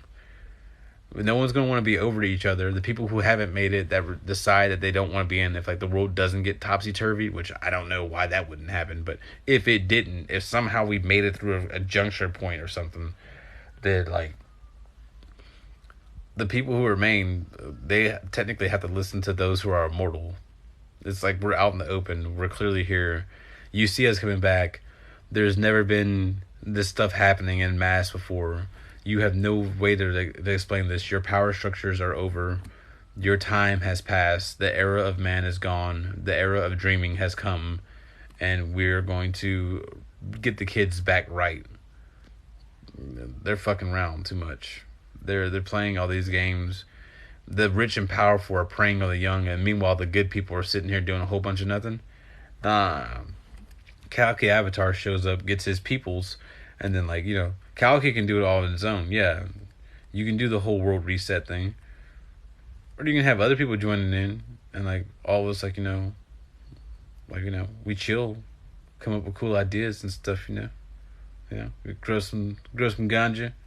Make some hempcrete, build new houses. Like, we can do some cool shit. You gotta have that Goku mindset. Yeah. Lately, I've been going on a lot of non-scary sleep process. Your opinion? So you can be aware inside the void as you're coming back into your body. You're making distance and space between you and your body. It's like you stepping out of it, and you're like having to wait for it to load in. Like the Kirito, the nerve gear, when you turn it on, it's like you're loading into your nerve gear. It's just to make it more like that. It's not scary, so you're loading in. You're catching yourself as you're loading back in from the dreaming, from the you going to go rest. Because I'm pretty sure every night when we fall asleep, when we go to that place but doesn't have like any of the dreamless sleep, or we don't dream, we're folding back up into the pineal gland and we go back into the gate. We do this every night. We're just not aware of what the hell we're doing. We just fall asleep when we lose our awareness. So it's like you're sitting there seeing yourself emerge from the pineal gland, and that energy is like repowering the body, and you're getting control, resyncing with it. Goku mindset, yep. Oh, I just got a lot of clicks on that one. That's right. We go there every night. Literally, all things that dream go back to like the creator heaven every night, and then we come back out here. And we're just like, oh, we're just stuck here. You spend a third of your life inside dream. You're doing things. You just don't know what you're doing. The anime references go crazy. Yep. The anime references with that, it's like, it really helps out with the lore to understand it. Like, it was like, man, once you see it, it's right there in front of your face. Literally, once you see and you're looking, what you're looking at, that has a red star, like Ahsoka. Blue tear, right? Red star. Why blue and red? Blue and red kachina. Sadhana means spiritual practice. So when you cry from your feminine side, he has on his left side, and then you go off, you get your star. And he's a clown. Clown symbolism, the Joker symbolism that's going on everywhere. And I'm like, the creator's a Joker. He's a jester. He wants to play. You go into the dreaming. It's like the dark carnival. That's why like trips get all weird and get bad, because he's messing with you, and you have to get to where like, I'm brave. So you're going through different areas of stuff. When the body turns off, the spirit turns on. Yeah. Whenever you stop integrating yourself with your body, and you start integrating yourself more inside, you're integrating with your spirit. A lot of people walk around thinking, oh, I'm just my body, I'm just this, I'm just that. No. You are this thing inside that can hear music without sound. How do you compose music within yourself without sound? You'd never hear these sounds before. You don't know what the notes actually mean, but you can sing the songs and have this whole melody playing from within you. You can sit here and smell without smell. You can taste without the actual food in your mouth to taste. Go into that fast long enough, and I'm telling you, you're going to start tasting all the things. You're like, man, I didn't know my brain can do this. This stuff's wild. This stuff's crazy. And it's just really cool. Like, I think it's cool, the way that everything's designed to work out. But people aren't sitting back and noticing what they are, you know? They're not taking that break or that time to, like, actually separate from each other. Or separate from the concept of them being a human. I don't know. You have to be more. Become more. My dreams have been strange lately. That's the case. Oh, it's all good for Double Flows. Luna has good music. Do you support Luna? I don't know if I've heard Luna. Might have to point that out to me. I commented on one of the things. You know, it's a lot of stuff, man. The world is so saturated with information right now, especially, and it's really hard to find the things that feel real, you know. And I used to have a lot of things like me being able to go sit back and listen to music, and me being able to go do this and go do that, but I have so many other things that I want to do now besides like listening to music and like getting into the games and stuff. I'm trying to get into the deeper levels of the creation. I spent 5 years researching all the different religions and sitting here looking at them and being like, I'm missing something. It's a pattern. There's a damn pattern, and I just gotta have the pattern click. I don't know what I'm missing. And now the pattern's clicked, and I'm back in, and I'm like, yeah, I'm about to go play the game. And it's like, but you're all father. Dad has to leave a record. Have to say something. Something. And then eventually, y'all ain't gonna see me talking as much, and I'm gonna be out like doing things in the world, because I'm a dude doing things. I'm just popping on here to make sure, like, you know, some people saw it. You can't say a comforter didn't show up. I'm leaving behind all the information, trying to bring the religions all into balance and like destroy them as being separate things, and like being some more cosmic thing. look into whatever you feel guided to look into. Because, like, there's many different things you can look into. And, like, for you to build your sadhana, you have your own things. So, it's like how there's, like, gods of wisdom. And there's, like, the god of magic. Then there's a god of archery. And there's, like, a god of, like, farming. That's because that's what they were interested in. And that's what they were looking into. So, I recommend for our person to look into what it is they want to look into. Like, their interest. Build your knowledge on how, like, the things work. Even if it's not right, you have to get more information inside the area to be able to know that the things aren't right, or to see the thought that's wrong inside what's been built inside that field, and then you can correct it. It's like how science changes every 20 years, because nothing is certain or for sure. It's a dream. When you get down to the reality of it being a dream, and like all these different laws and rules and everything that everybody's spouting, they can all be changed. It's a fucking dream. It doesn't make any sense. Logic and reason cut off when you're in the dreaming. It's a dream. And that, exactly. You can explain all the stuff of how things happen, but nothing can truly be explained. The only person who knows it is the creator. And like people going off and shooting the atoms, like, oh, we're going to try to get this infinite energy. Infinite energy's already gone on. It's supposed to turn on the arc in your head and then like tap into the field.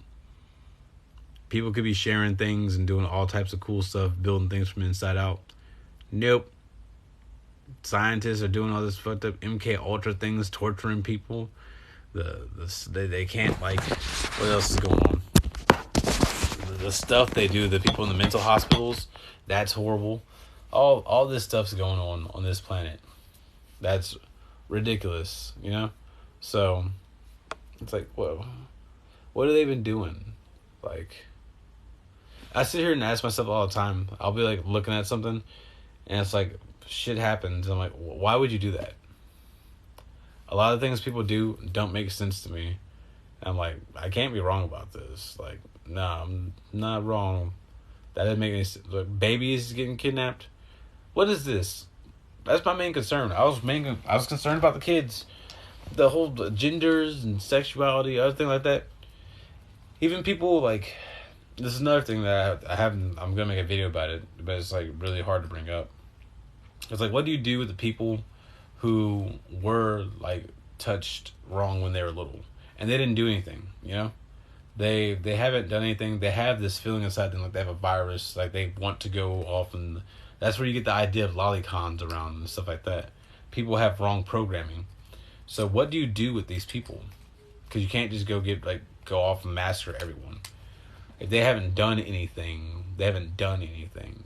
There's a potential there, but there's always a potential for everything to be there. And that's where you get to like characters like Hisoka. How he's all creepy, like super creepy, but he doesn't do anything. So, what do you do about that? Here, on a planet where there's kids, he better not do nothing. You get out there, go through the Stargate, meet a partner, y'all get into freaky sadhanas, you can shapeshift and go be young and be old and do all kinds of weird stuff. That like dreaming id stuff that you're seeing, that's things that people are doing out there inside different sadhana practices. So you go to a planet, you see an adult walking around with a kid and they're holding hands or whatever, and this is a place where there's no kids because it's a lockdown. There are locks where children are not allowed to go. That's why there's adult areas within the creation. If you're there, whatever's going on there, not your problem. There's no children there. It's not a garden. It's not an actual garden. Those are just beings doing things. Whatever they're getting into in infinity, that's what they're getting into in infinity. As long as they're not violating those who do not know the truth of the things and haven't been through the union with the creator, that haven't done the whole thing, like they're good. Whatever. I'm not going to say nothing. He's not going to say nothing. And the freaky deaky stuff's been going on. The gods used to have orgies back in the day.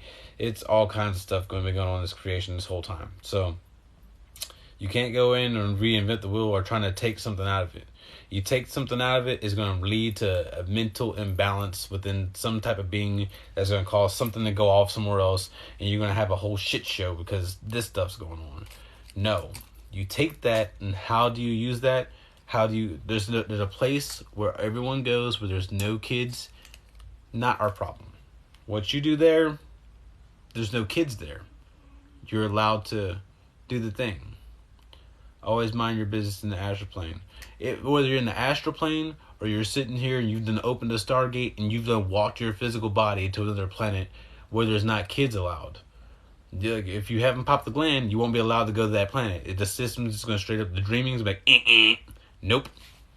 You'll walk straight through and still be in the same plane you were. Instead of walk through that watery thing and going to the Stargate world, you walk straight through the water. Access denied. You cannot go to that planet. Sorry, little one. Pop your gland. Like, that's not your problem, period. Exactly. Not my problem, bro. People be trying to go in too much, and we try to get too much into other people's stuff. A person's doing their own spiritual practice. They may be doing weird stuff to build their own understanding of a thing. So, let them do them. If a couple's doing their spiritual practice, they're doing couple cultivation, and that's them. It's not you, that's them. Another planet, another place, not here, not a garden. This is a garden, this is children here. You can tell because no one knows what the hell is going on. You graduate the garden, pass the school of hard knocks, get into the infinity, and enjoy eternity. Just because you die, and people are like, oh, the person was enlightened and they died. You can go to a kinder garden, a garden that's more fruitful towards your things, but it's not you getting back into the whole causal dream of the creation. That's just you going to a place where it's not as hard here because you've proven certain levels and refined certain parts of yourself. So you go this way, you have another path that you take at that death instead of coming back to Earth. And that's where like Lao Tzu and people like that, they were talking about like, oh, they took that. And that's where like a lot of sages went. They got to where they were good enough, they couldn't understand enough of it or get enough of the creator. They wanted to go to another world to learn more. And so they went over there to where it's not as messed up here, essentially. And then you have some of them are like, I'm a bodhisattva. I'm going to stay here and help all these people out. So there's different levels and layers of the yogas that have been done and understandings and types of beings that are walking around here on the planet or have walked around here on the planet. You got to be open to all of it. It's a dream. So in a dream, anything can happen. You try to like close something out or deny something, you're denying a potential part of you. You have to accept everything to accept it. What are children of light, if anything? Can someone become one? Once you have turned on the light inside your head and got your enlightenment, you're technically a child of light. And no, you can't turn off the knowing. Once you have knowledge and awareness of a thing, and it's the right thing, the creator's like, you're not going to forget it. Don't worry, you die, I'm bringing you back. You're my friend. And it's like, okay, dude, don't get creepy. But there's actually yogas out there for us to be able to, all the different people we can shapeshift into, all the different worlds that we visit. If you do get tired of infinity, once you get old enough, you can take your star that you have formed in your head, and like how a star blows up and makes new elements, all those different people you're able to become, you blow your own awareness up essentially, and you send all that information out into the dreaming, and people get pregnant with your old avatars, and they birth a new form, and like a small you, instead of being all big you, a small different you pops up, and they're going to go through their own experience, and they'll grow up to become their own character. And that's how like this happens over and over again. Sons die, a person gets tired of being aware, they don't want to be, they're like, I'm ready to go to sleep, okay, I've done like all the things, I've gotten to my level. And then the creator's like, okay, well, blow up your sun, it's all on you. You will your own death at that point. But once you have your light, if you die, the system is just going to bring you back because you've been identified. Even if you get blown up by a nuke, everything about you is known by the dreaming, so you just get brought back. You are in infinity. That is it. Like, welcome. Now go build your character. level up your stuff.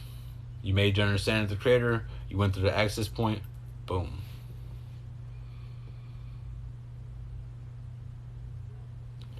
Yeah, well, no, you are a child. You are a child of light still. You are awareness. The light inside the void is awareness. Realizing your awareness is a part of it. Once you actually have your enlightenment, that's whenever you're definitely like, I'm a son. Like I'm a child of light. I'm all this.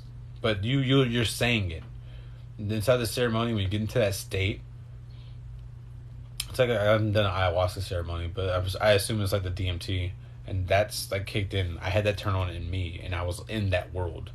It wasn't like a 15-minute trip where you're gone. No, that world was where I existed at for days in the damn wasteland. So I did a ceremony. When I psyched, you go into that thing. You're speaking from your id. You're speaking from like there's a. We have our basement. This is an necropolis, and so there's like deep underthoughts. And whenever you get into those shamanic states with those different things, you're pulling up your underthoughts to the surface, and so you say it and voice it out loud, and this is going to come back to you.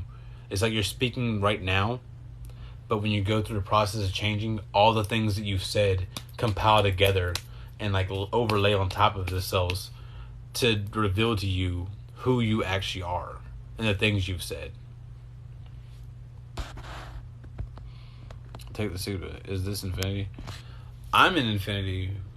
Infinity is always going on. Infinity is something you earn for yourself.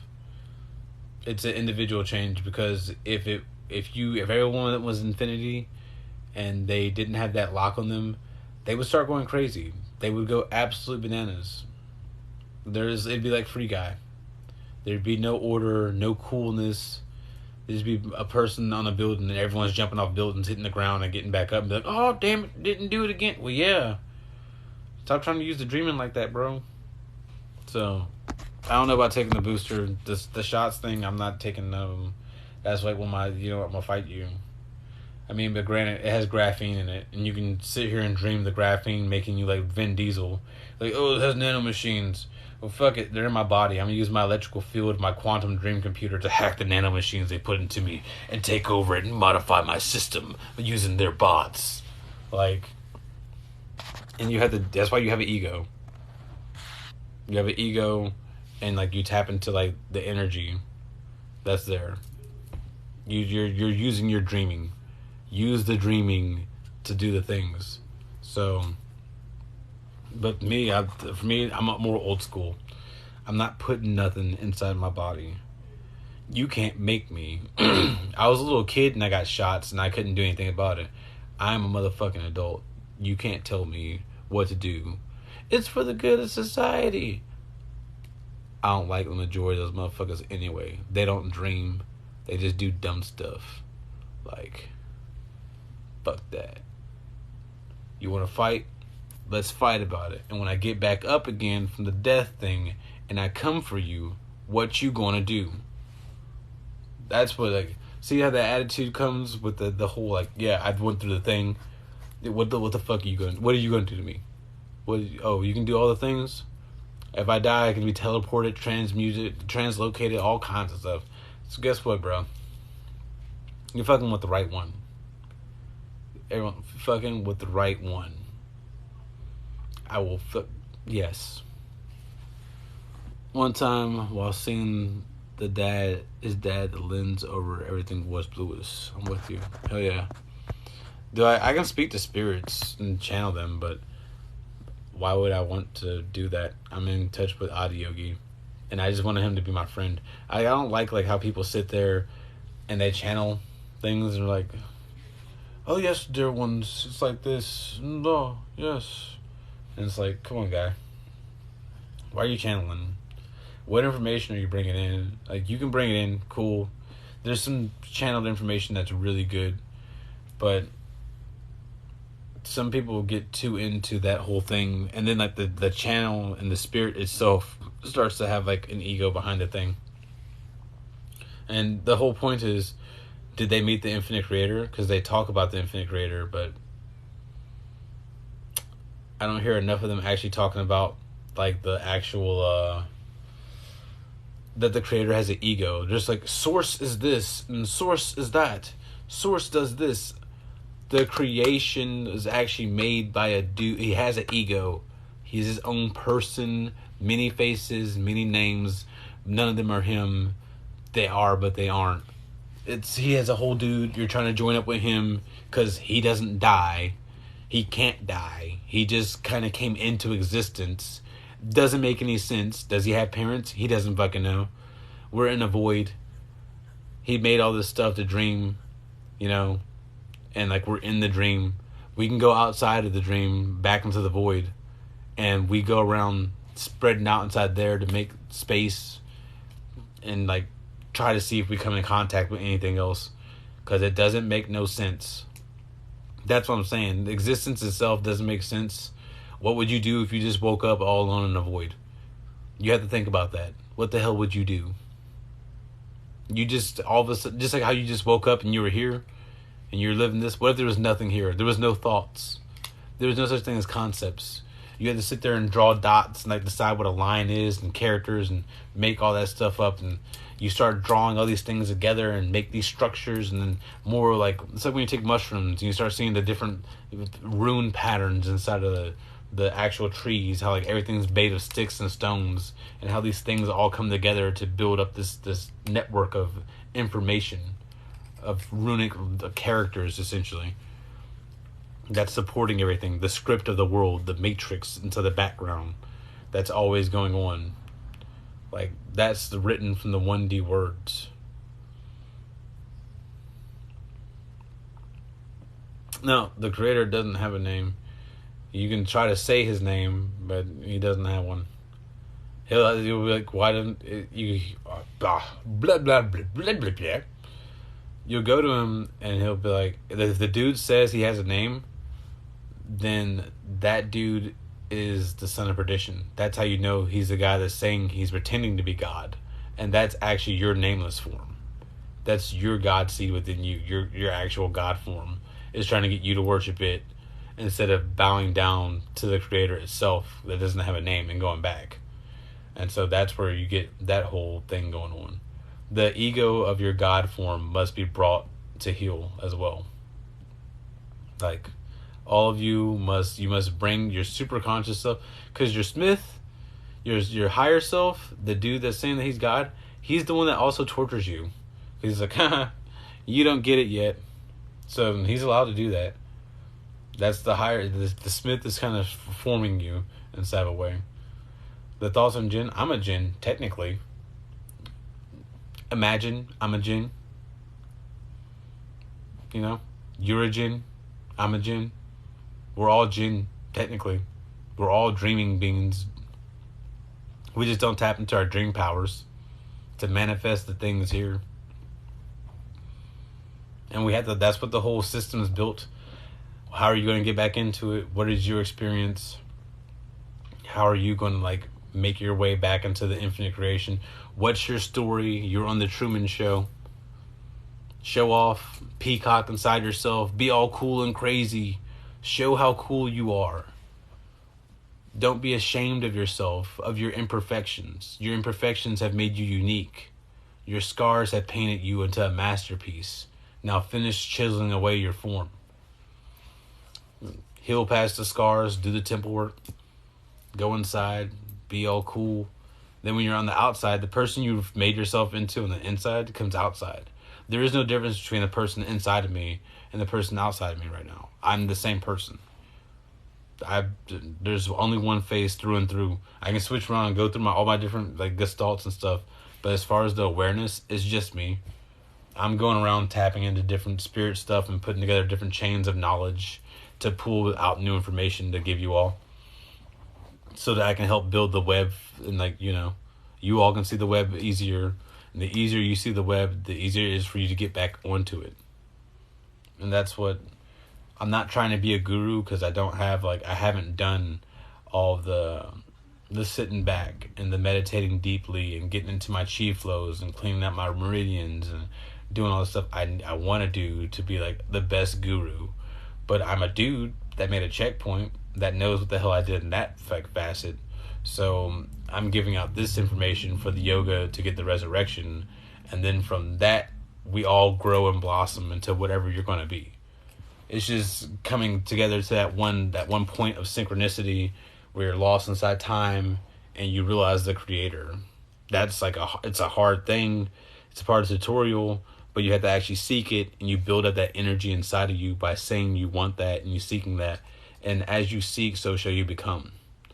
So by keeping your eyes on that thing that you want, you manifest that. And a lot of people, they spend their power trying to manifest objects or a lover or something like that, whenever you could just be like, I'm going to be me, and I'm going to eventually keep on running into a person over and over again. And like, it's just going to be a natural progression of me being a friend with someone. So you're not trying to use your power to manifest this or to manifest that. You're trying to go back to the creator to know the truth. You're focusing all your attention and your awareness on that, and all your different layers of your psyche, putting yourself to that one point, to have that experience, to have the event happen, to go and become a living death, to get your resurrection, and then boom, you're back out over here on the other side. You start eating again, because why was food made? We'd have food that tastes gamey, right? The game, chi, the meat has extra chi inside of it, so it tastes gamey. Makes sense? Haha, it's hidden right there. The chi. So we're supposed to hunt. We're supposed to like do the things and play the game. And most people sit down behind a computer screen like we're doing right now, but this is to give information. They're sitting there absent-mindedly behind screens, just watching, receiving programming, and not even paying attention to what they're receiving or why they're receiving it. And then they go off and act out of their id. It's just like little kids watching YouTube channels where kids are getting presents all the time and they start acting like brats. Well, as people are sitting there watching the real world of hip-hop or whatever, like, they're going to start acting out of that mindset, and you're going to start seeing those stories emerge. They're going to start going out to the clubs. They're going to start doing that. As you watch, so you become. As you put into it, you become. Do you trust this TikTok? TikTok, it's from China. It's whatever. Hey, if they're recording all my stuff, guess what, bitch? I'm right here. The motherfucker, all you dark people have been trying to summon up, I'm not on your fucking side. I'm on the people's side, and then before we fucking let the whole creation fall to your depravity, we'll fucking burn this bitch down. Yeah, that's right. Fucking Joker gang. It's not about the fucking money, bruh. It's about the fucking message. So, do I trust TikTok? Doesn't matter. It's getting information out. It's brought you all to me. You all see some interesting content, have some different thoughts about stuff, and it's good enough for that. You know, I'm not. I was on Facebook giving this information out before doing live streams, and I had like 3 people show up on my video, and I'd be like, doing long everything. And it's like, what am I even working for at that point? And I get like the whole thing. Now I'm back in. I'm just like, oh, well, I'm definitely making sure I'm leaving the checkpoint because this shit's too cool to not fucking talk about. Like, so what? People die, guys. That shit's gonna happen. If you're becoming immortal, you and your friend, your family haven't done it, you're gonna lose them at some point in time, and they're gonna return to the flow, and you're still gonna be. I know everyone's supposed to get into heaven and everything, but not everyone's ready for heaven. Not everyone's ready for eternity. And that's why they had the transmigration thing, and they come back here.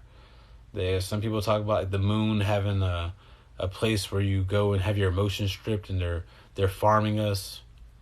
No, if some people just don't get the actual point and they're not seeking from it, and you get so much information built up inside you that you start having a negative polarity. And that's what we're seeing here, a bunch of negativity going on, because it's just, you can't take it all out. You can't remove every trace of it.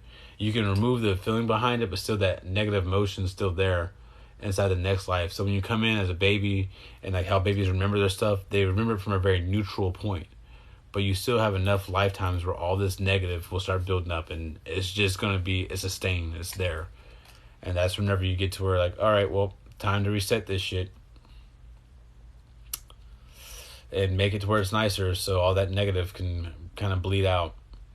But the whole matrix thing they have there, that's to try to protect everyone.